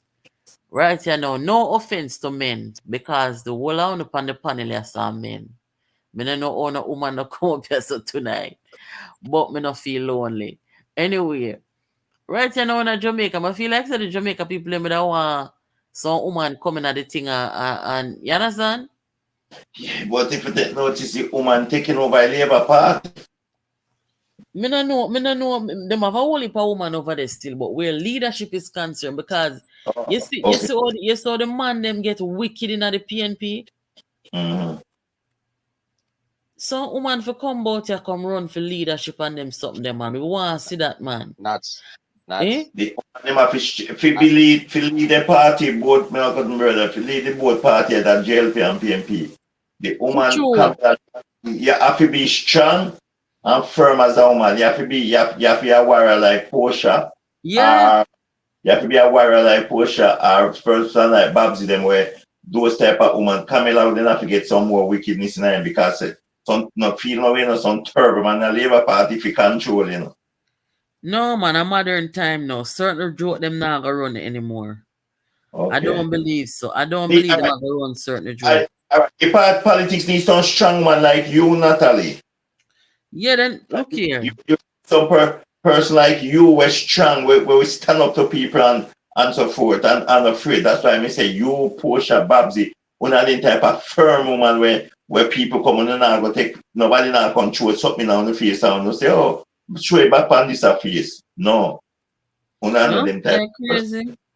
So me say you then you know Sarah is not the type of person. Kamina.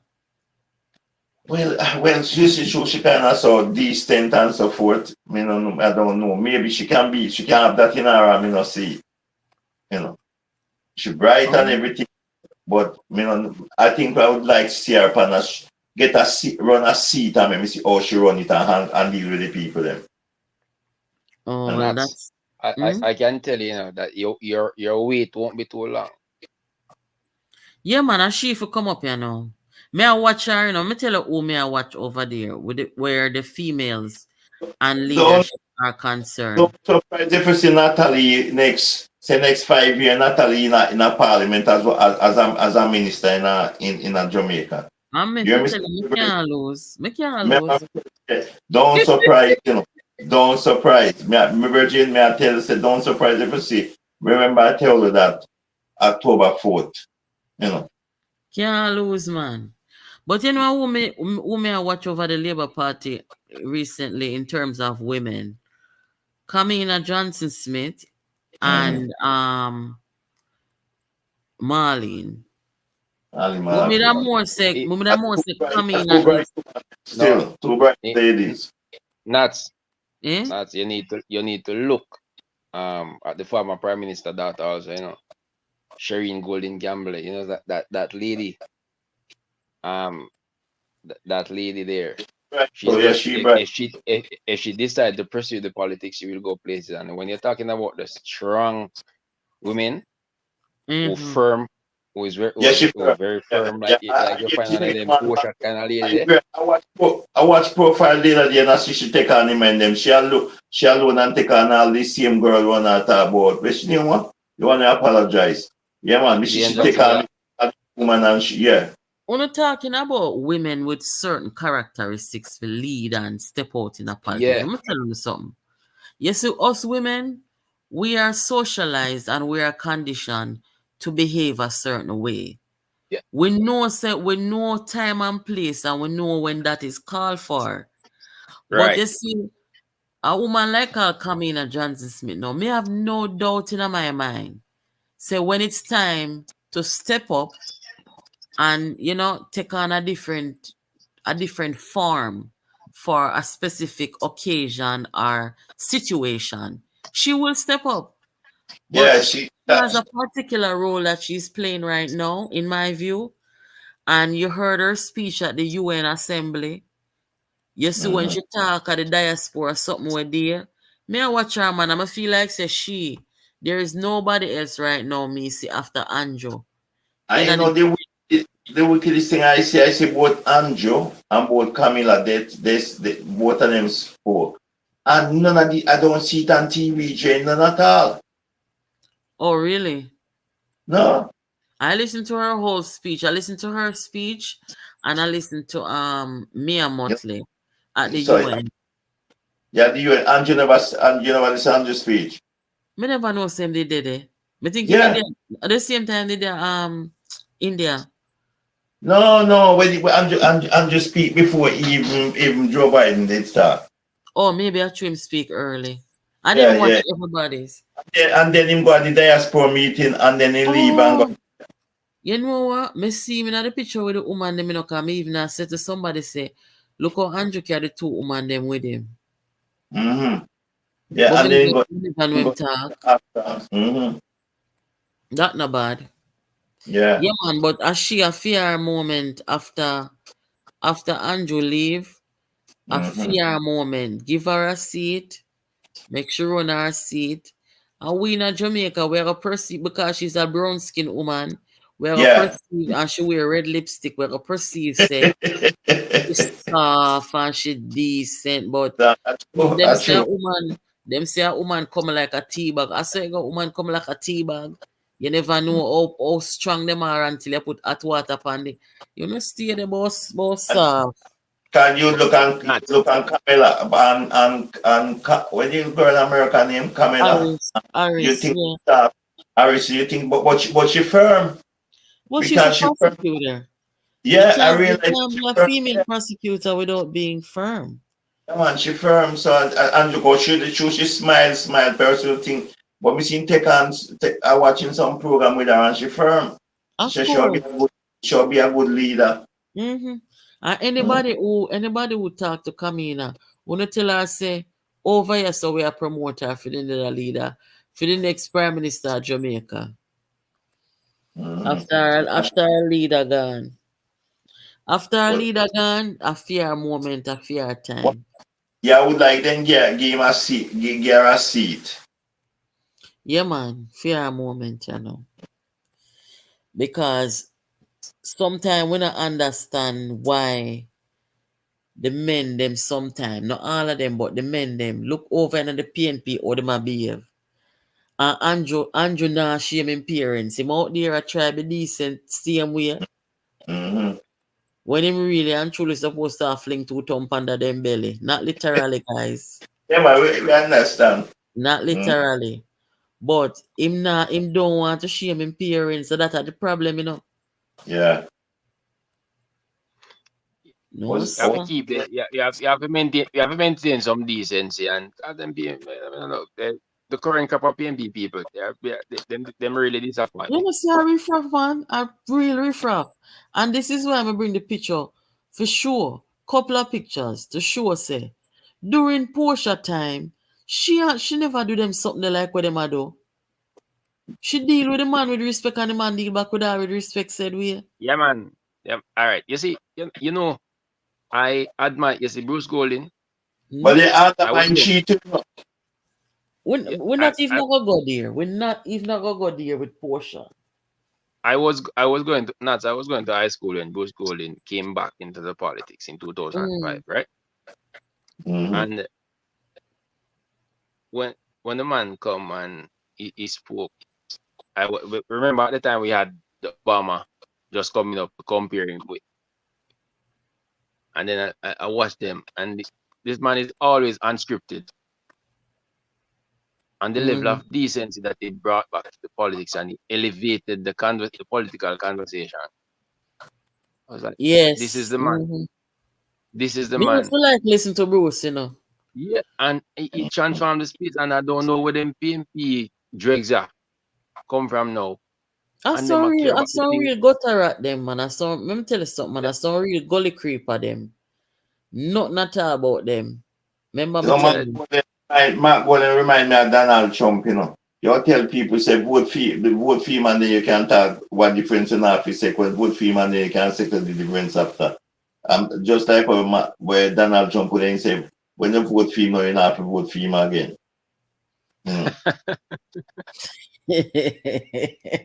You know, so me nah laugh.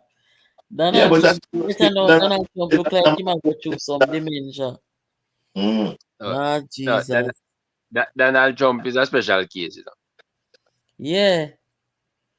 Somebody, Foresight is saying it look like say Andrew is grooming Matthew Samuda as the next prime minister. No, sir. I wonder why Foresight come up in our box can tell you why I say that, because me not really see it still, you know. I mean him cannot give him some mentorship, yes, but me don't know about grooming for leader. Matthew a good youth and that kind of stuff. Matthew a good youth. But leadership is not all about being a good youth. You understand? How old is he? How old is he right now? I think he's 40. I think he's 41 or so. In my 40s? Mm-hmm. Yeah, man, him just turned 40 the other day. Oh, You my know, God. so there are some brilliant young boy. You know, you have Pernell Charles Jr., you have one named Flight Green, and you see him some older there, and you see Nigel, good youth, but Nigel not really politician like that. No. Nigel Mm-mm. another politician. Him has certain question you can mash him up with, but in the finance and anything there. Him not dig so too deep down in politics because at least when he go on some show and I really understand some stuff. Me see Andrew at the button and say, wait, yeah, such a thing. So me see Andrew real. Me glad for Nigel say him get the local work. Yeah, man. It's a big work still. Me just a call it local work cause we don't want to load up him think I'm soon gone, you know. Mm-hmm. But me glad for him because at the right settings. Nigel not belong in the mud. No, The politics turn mud right now, you know. Him not in the entire party state youth where you know when he grew up But like nuts. Eh? It is one thing though, you know. He came, he conquered, and he's about to leave now. You see anybody come else in Jamaica as a finance minister, we can't tell them go have problems. no, but you know, say the youth, say there's that guy who come from Manchester. You see, if that you to come back in a politics if Andrew could get him, because a brilliant youth and brilliant and Nigeria, you know. Who that? Lisa was bad, ex of farmer was bad, you know. The Pantan, you know. Oh, yeah, Pantan. Where say more brilliant than Nigel? Yes, man. No, man, not say that. Maybe him brilliant in a field of work. Well, in a film field, you're right. But it took all right, here the difference with both of them. Both of them top scholar, when they but the difference both two top scholar, when them go foreign, them not the both of them come out on the same level. So both of them, as you say, in a different field, but both of them brilliant. Yeah, man, Nigel. If you look on Nigel resume, Nigel remind me of one of them picnic they way. They study. The both are on 2-1 brown, you know. Nigel remind me of and I've met some of these people before, where them go to school so much and them study so much. Yeah, man, them a nerd. I wouldn't really say nerd, but them social skills are not me don't want to use the wrong word, but them social skills is a little bit awkward. Yeah, right. That's how I look at it. Both of them. If you put them, a Pantan, they when I grow me, you know. Hold on there. If you take them out of the academic atmosphere, them not enough. it's like say you can't just say them is a misfit, and that's why I say politics for Niger is just not a sport. You have to put him in some intellectual settings, some academic settings, and him more look comfortable. Him gone at the right place. The right place him gone.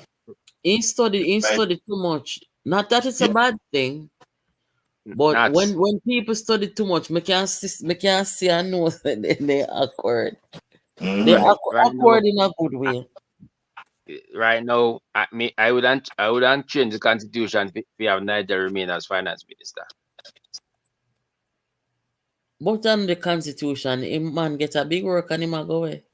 I know, but I'm saying I would change the constitution that this particular finance minister don't have to be a part of the it doesn't have to be elected representative. I understand what you're saying. But that's what you're saying, big man. That's what you're saying, you know. When not to come up with some very good point, you know. If you take notice, just look at the difference when Andrew dressed and look at the difference when Nigel dressed. When they just and they sued. Look how Nigel dressed. you can know, oh, it is a total different, man, a really politician. No, and him pants big. Big, yeah, man, him pants big. Oh, giant pants like him, a giant pants up on navel. We say, wait, then man, Hey, when the people them say Nigel are over 50, him man look young in him face, no, but when I look on him pants and say him pants say we up. Me I say no, stop. Yeah, man. Is you me here when they say that, make me laugh and go back, go look, and say, sure, you educated the girls, me look and I said, boy, he's, that. Me no miss nothing, man. Nigel still win 48 hour jeans them up on neighbor, man. I'm me say the money him put on the man. That's me say, boy, can know say well, him father was a judge and him mother was a teacher, so you can imagine when he come, maybe Jack Palance would say, boy, I want Nigel Mask ever bite you. One month at church him go. No, sir. Oh, God. Nobody. You can see, you know, I say, man, that's real church man, them here, man. When you see talk show and you having jeans pants and over a neighbor, I said, Jesus, watch your man. When me I forgot find one picture with Nigel at one JLP meeting. When me see Nigel tucking the shirt in the pants, me I say, where the brother you come from? Everybody else have them shut out of them pants. Nigel, gentleman, man. Yes, man. Him drape up the belt around his waist and the pants they way up. Me I say, well, on them, man. What this? Lord But Jesus. but differently doing it, Nigel, it is something I felt from about a year or so now, that he would eventually leave the politics, because internationally, everybody were looking at Nigel, and every time you flip a piece of paper, Jamaica is making the news about what is happening in his economy and what the finance minister is doing. I'm like, them have some eyes on this guy. Yeah. When I look at it, as you say, in a big man, for real, when after one of the G15 summit, and when I hear the German chancellor say, if you want to find out how person control economy, go and check that man in Jamaica. And when I see them say that at European G7, the G7 summit, I say, and then, honest to God, I never know Nigel when I look on when them say that. When me know say Nigel are gonna leave politics. You see that something there with SSL.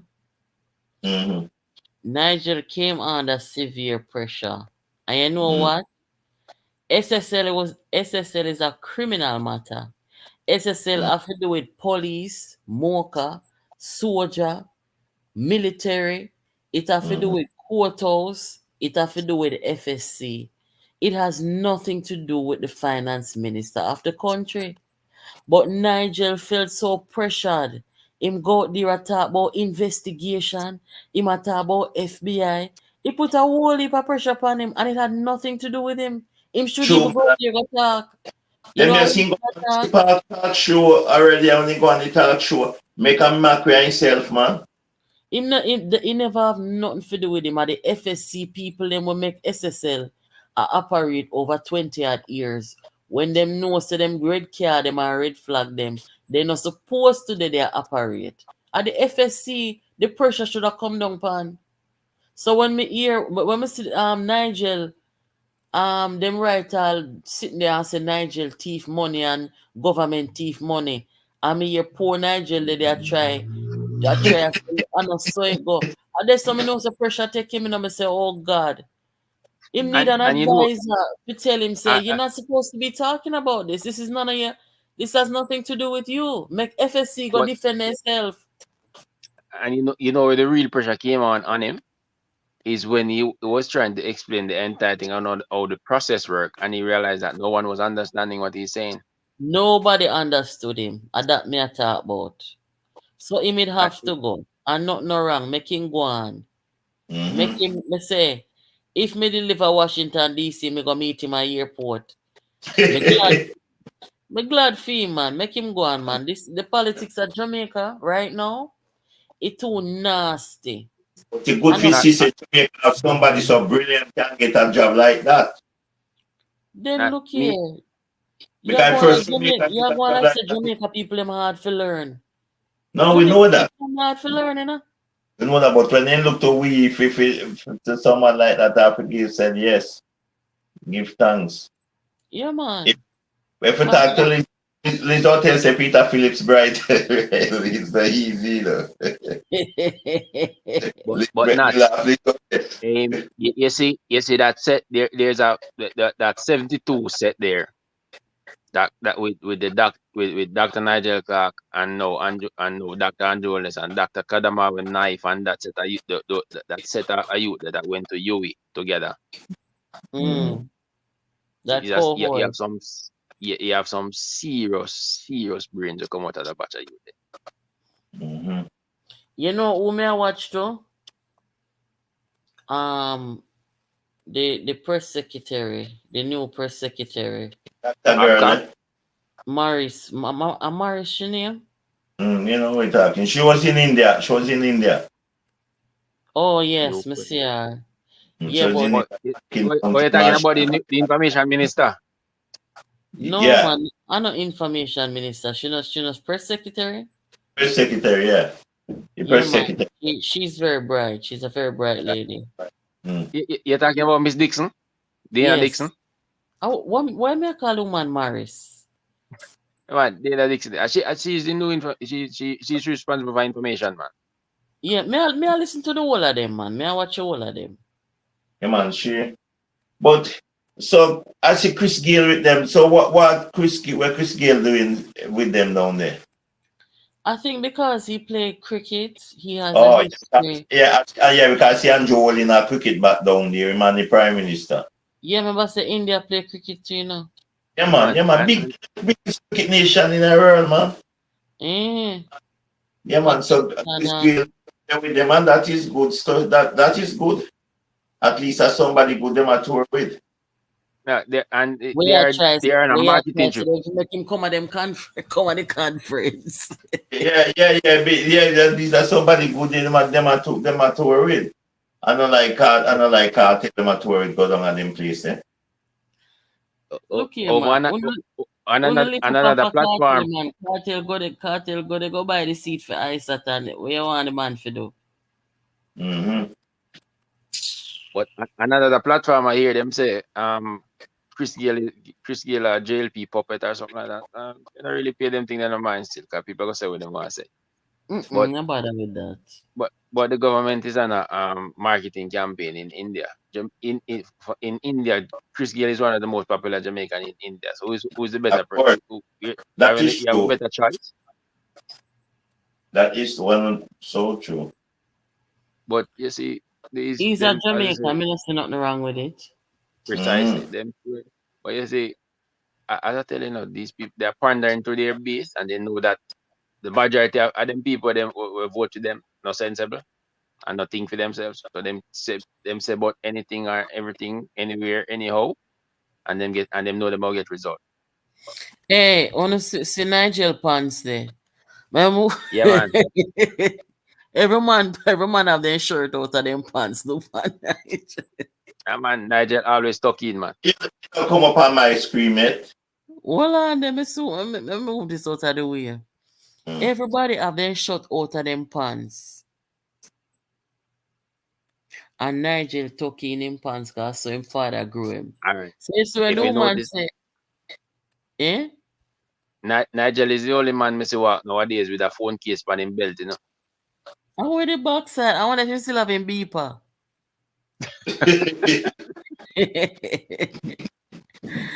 Lord have mercy, no sir.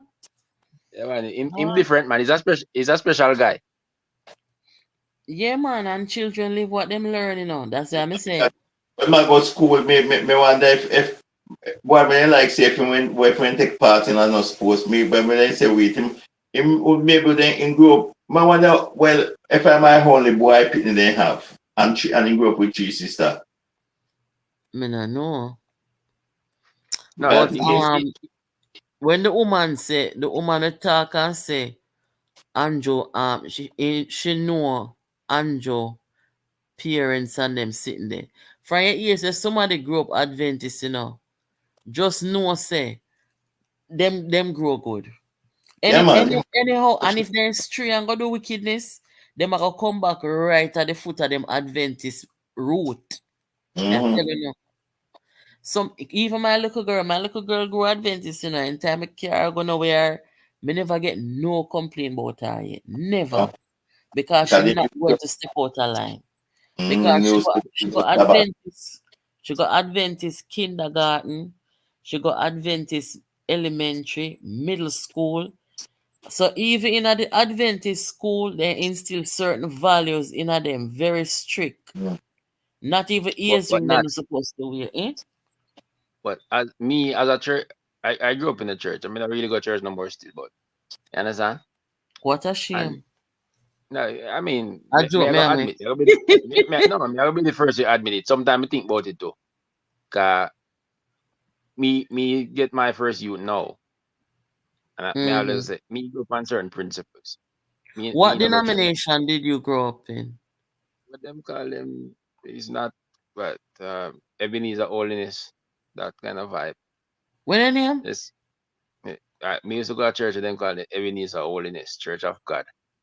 Oh, Church of God. Okay. Yeah, right. So and then Mm-hmm. me not really go to church anymore. And then when I look at the way I grew up Mm-hmm. and some of the youth in my time and the kind of discipline that we exert, we know how to conduct ourselves in a certain Mm-hmm. environment and do certain things, we know vulgar. And then I juxtapose it with some youth when me realize if them parents them not send them to school none at all. They not send them to church none at all. You know, And say, then how them so back conduct in the themselves in the days, public space. me no know if you ever meet nobody like this yet. So back in the days, you have some people, where them not even graduate high school, you know what grow them? Sunday Church. school. Yeah, man. You know how they know for read and write? Sunday school and Sabbath school.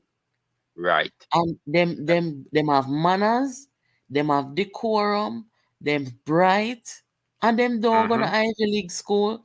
That's why I Right. always say, me is not really a religious fanatic, right? Me have my values and my principles.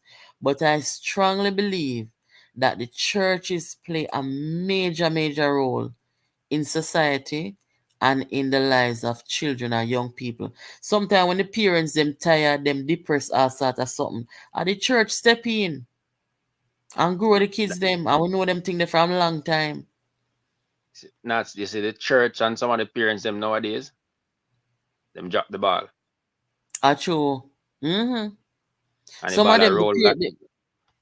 the parents them now go to church and they would even send the picnic them. They will send the picnic them go to church. I cheer a school board in that. See? And when I go to school and the principal said to me that the ministry sent on a particular instruction about because them that about this religious thing in school and stuff. Mm. Me look on the principal and I say, you see, any day the ministry feel like them can come down here so come stop devotion from going. Mm-hmm. The entire community me are mobilized. We have we cause problem here. Them need to I leave the school them with them devotion. precisely. Them, you Picnic know church. what them devotion nowadays? A TikTok, me no know Jamaica make TikTok overtake the place so in a Jamaica. Somebody tell me say when God come and God a deal with TikTok and internet people at Jamaica first. Boy, I have to take bad things make laugh. No sir. It terrible, man. It terrible. You would picnic figures whether them want go Sunday school, Sabbath school, whatever them must them figure church every Saturday, every Sunday. Picnic figure church. Actual. I remember No, one no. time, my first start got church, back in the days. I used to go up on my granny at weekend time. But me never really go up there for no church business. Me used to love go up on the road. Cause when me there home with my mother and my father, me not go up on the road. Then I really like me go to the road. But my grandmother now fear her kids them grown.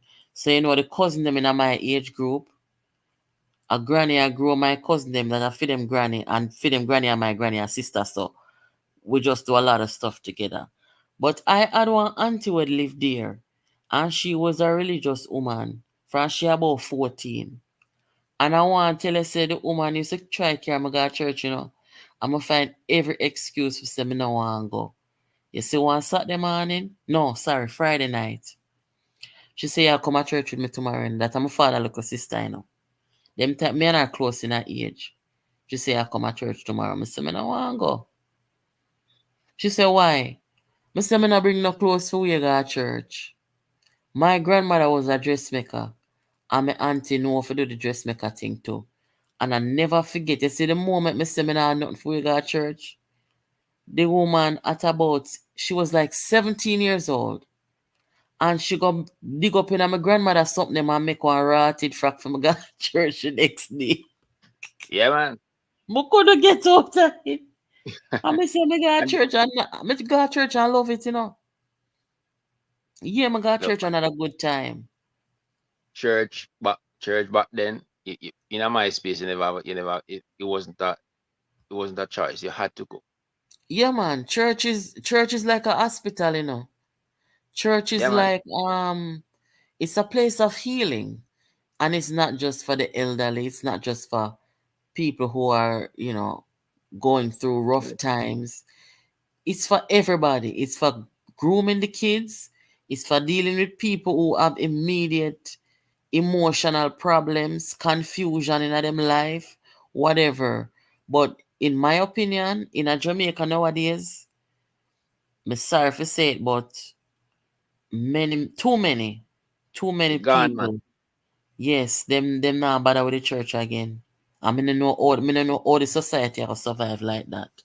All right, and then just look at how we conduct ourselves in social spaces. Especially, me really I look when the youth them are younger than me, you know, and some youth in my age group when I really get grew up on certain principle. Look how we conduct ourselves in a public taxi, public passenger vehicle, see?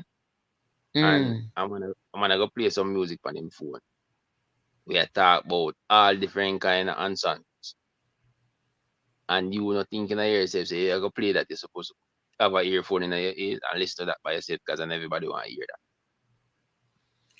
Some people just them inconsiderate with the smart devices, Yeah. and that's So why the people them say when God come and him a deal with internet and social media business at Jamaica first him a go.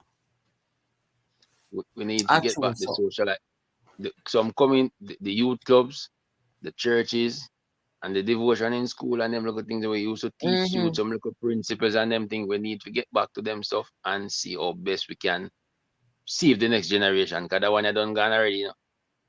That is true. You know the first thing what them have to do, you know. The first thing what them have to do in Jamaica is stop the kids them from using the cell phones in the school. Allow me to But tell you. not if the government make a proposal like that tomorrow morning, where you're gonna realize the parents them gonna run out. Ain't no business with the Understand? parents them. Yeah, try No, to save the next generation. You know much this is why I'm gonna use TikTok. You know how much things me see them school pitney do at Jamaica on TikTok in the daytime when them supposed to in a school in a classroom. and then don'ts like but Oh, this school where my daughter go, she can't take out her phone and make them see her with it, you know. it's not supposed to happen. The rule, So the rules are there. The rules are there, you know. But I mean, you take with them phone and maybe them parents and them grandfather and them whole family see come down the Flintstone down teacher forget what them pick them for. why them for stop it, man. But this is But me. Me we're always wrap say up this. yesterday now. All right, Um that's it. I appreciate everybody who stopped by, and as a people, we need for really intervene. Whatever spaces we're in, we need for really intervene. Because the discourse between the discourse and the lies that are happening, we have to say something. We can't stand by.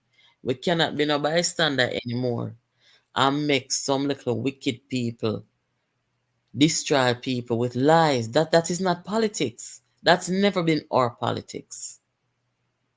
So when them come with them little witchcraft people, one must use on the social media and talk out against them. You see, $1,000 over here I give it tonight, and on a joke thing, and on a prank. $1,000. I may watch a comment from about 2 hours ago. Nobody not talking at the comment with Andrew Thief from the taxpaying Jamaican people them. Me can't believe this. This pick up on news tomorrow. Any owner there on a news people, not tell the news people them say Jamaica politics uncovered over there. I give a $1,000 last night. All right, Nats. Eh? Yeah, what we gonna do with that one? Yeah, we go. It is not. It is. I don't think it is really expensive to take out a ad in the media, in the print media. Eh. So we can organize and promote it there. Yeah, man.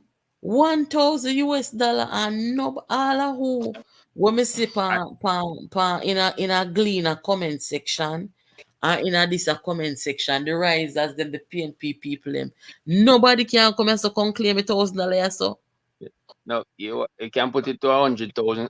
When they go put out the ad, they can put it to 100,000 because I can bet you nobody will come up. You know, you say every day we're gonna raise $1,000. Every day we're gonna raise, tomorrow 2,000. So this will be the ads that we're gonna run the ads over here every night. As a matter of fact, I'm gonna get one of my friend them to put a voice over upon this for say, if you know of anything that Andrew Honesty from taxpaying Jamaican dollars, you could win big. $5,000. Just come over JPU and talk in the comment section. Yeah. What? Tell them. What, Tell them what the Prime Minister thief from the Jamaican people them. And you can be rich. We're gonna tie one Red Bull funny. We're gonna promote it and say Christmas a come, you want your llama. Come over here so come get 2,000, 3,000, 4,000, 5,000 $5,000. Just come with your receipt. That is it. Come with your receipt and come tell me where the man thief from the taxpayer them. Special invitation. We are saying no special invitation to Dayton and Mark Golding. Yeah. And them can't go talk this in a parliament to any parliamentarian over here when you go talk in a parliament tomorrow. Go tell the people them and tell the country say money I give away over here so $1,000 for start. And nobody no come over here. How much comments later? Nobody risers them a watch, PNP a watch. Nobody now come over here. Come talk with the man thief and the taxpayer them. Eh? Worthless see man. Anyway, big up on yourself. May go catch a rest for get up a morning. Make we see what go on. I guess we cannot look forward to the IC in the parliament anymore because it's all going to the courts. So there's nothing to see. But hopefully we will start hearing again in the parliament about what's happening in the country, what the people them care about and all these things. So guys, before you leave, give the video a thumbs up for me, please, and share it with somebody. And to our panelists, we thank you so much for joining. All who not come up tonight, come up tomorrow, or when we come back again. Big up on yourself, you hear? All right, that's blessings. Yeah, man. Have a good night. All right.